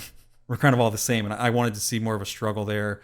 I wanted to see more of the inner conflict of the characters of each different, race and type. They don't even really show like the oppression of like. They have like one or two scenes where someone says skin job, or someone writes skin job somewhere. But he has like, I have the same job you do, guy. Like, like it's just kind of like. I almost wanted it to go into like the fucking like Animatrix. Like Animatrix did a way better job of like the one episode of Animatrix where it's like they're like tearing all the robots apart, and it's like you really start to feel for the robots, and you're like, oh god, this feels like a genocide here that's happening. And like I know they hinted that's what's going to happen if this like news gets out in this, but I don't feel like we don't really fully delve into that, and I feel like we don't really ponder a lot of like big ideas in this movie. And maybe that's just because they've been pondered so much that we're kind of numb to it at this point. There's been so many movies made about like, do AI actually have feelings? Are they real? Are they the same as humans, even though they're not born or created or whatever? But that's something I would have liked it to improve upon more, and it didn't really. So I'm going to give it the same score. I'm going to give it 4 fingers. I still think it's a better movie, but I don't think I can bump it up to 4.5 because I don't think it's that good. But it's technically so impressive. Obviously, the most beautiful movie I've seen this year. The best sounding movie I've seen this year. Yeah. As much as I love Johan Johansson for Arrival, I do like that they paid homage to the way that the original was. And they did that with a lot of stuff with this movie that was impressive. And I give it points for being a sequel that is better than the first one. I think that takes a lot to do. So 4 fingers for me. That'll come to 3.66 repeating, which will round down to 3.5 fingers for Blade Runner 2049 minutes. Anyone else find Robin Wright's character a little frustratingly annoying at times, but how, I guess, reprimanding understandably so with her position, but just Yeah, like she was a character. We also didn't really talk about how everyone in this movie wants to fuck robot Ryan Gosling. Yeah, that's like true. she comes on to him at one point, which I did like that scene of Yeah. like her kind of making the pass and him not Jenna, really picking eh? up on it. And then the one the one girl that he ends up I had to throw that in there. I may be a robot, but I know what love is. Jenna. He might as well have been spewing those lines out with his acting with the one scene with Jared Leto's assistant lady where they're listening to the audio of Deckard talking to Rachel, and Ryan's like, oh, like he likes her, like he's flirting with her, and she's like, oh yeah, like sometimes when you ask someone questions about themselves, it's intimate and it's a way of showing that you care. And then she's like, how are you? She asks him a question, and he's kind of like, okay, I gotta go. You're coming on to me, and I have to leave. And then obviously his robot girlfriend wants to fuck his brains out. Right? Yeah. Anyway, let's get some last plugs for Will and his band before we get out of here. Pretty Keep. Check it out on Spotify, Tidal, iTunes, Facebook, Twitter, Instagram. They're all there. They're all there. Pray to keep. It's not like pray the number 2. No, and we just call it like P2K sometimes because it's like an easy fucking. Oh yeah, P2K. Love it. Yeah, it's so much easier to just be like that sometimes when we're like in like a group chat or something. Go bomb. So yeah, appreciate you guys having me. Definitely check that Dude, out and thanks stay for coming tuned on, for the I've been meaning to for a while. It's been fun. soon to be named podcast that Will is starting. Yeah, and that we'll let too. you know. Yeah, whatever that may be called soon. So And good luck with that. yeah, Later I tonight. hope it goes okay. And as for us, as always, you can find us howmanyfingerspodcast.com with all of our links, all the social networks, Facebook, Instagram. We're now on Snapchat now. Make sure you add us at HMF Podcast. We're on YouTube. Click the link there and subscribe to us and watch our videos. Put them on a loop. We need some more plays so we can get back to monetizing our videos. We're on iTunes. Rate us. Subscribe to our mailing list. We're going to be doing prizes through the mailing list. If you're subscribed, you'll be entered to win some prizes when we do our Facebook Live episodes. And then, as always, we got our merch. Koozies, t-shirts, stickers, all 3 in a package deal for $11.99. That's at howmanyfingerspodcast.bigcartel.com. And again, as always, an Amazon link and an iTunes link on our website. Click on either one. Anything you purchase within each respective platform within the next 24 hours will get a nice cut of super, super easy way, to support the podcast without going too far out of your way. And that'll about do it for us here. We succeeded in being shorter than the Blade Runner movie, but not by much. Nice. Signing out for How Many Fingers the Podcast, I'm Mike. I'm Joe. And I'm Will. I had to get some professionalism in there. Ride that joyride. Ride that joy. Give that joyride a skin job. Skin job.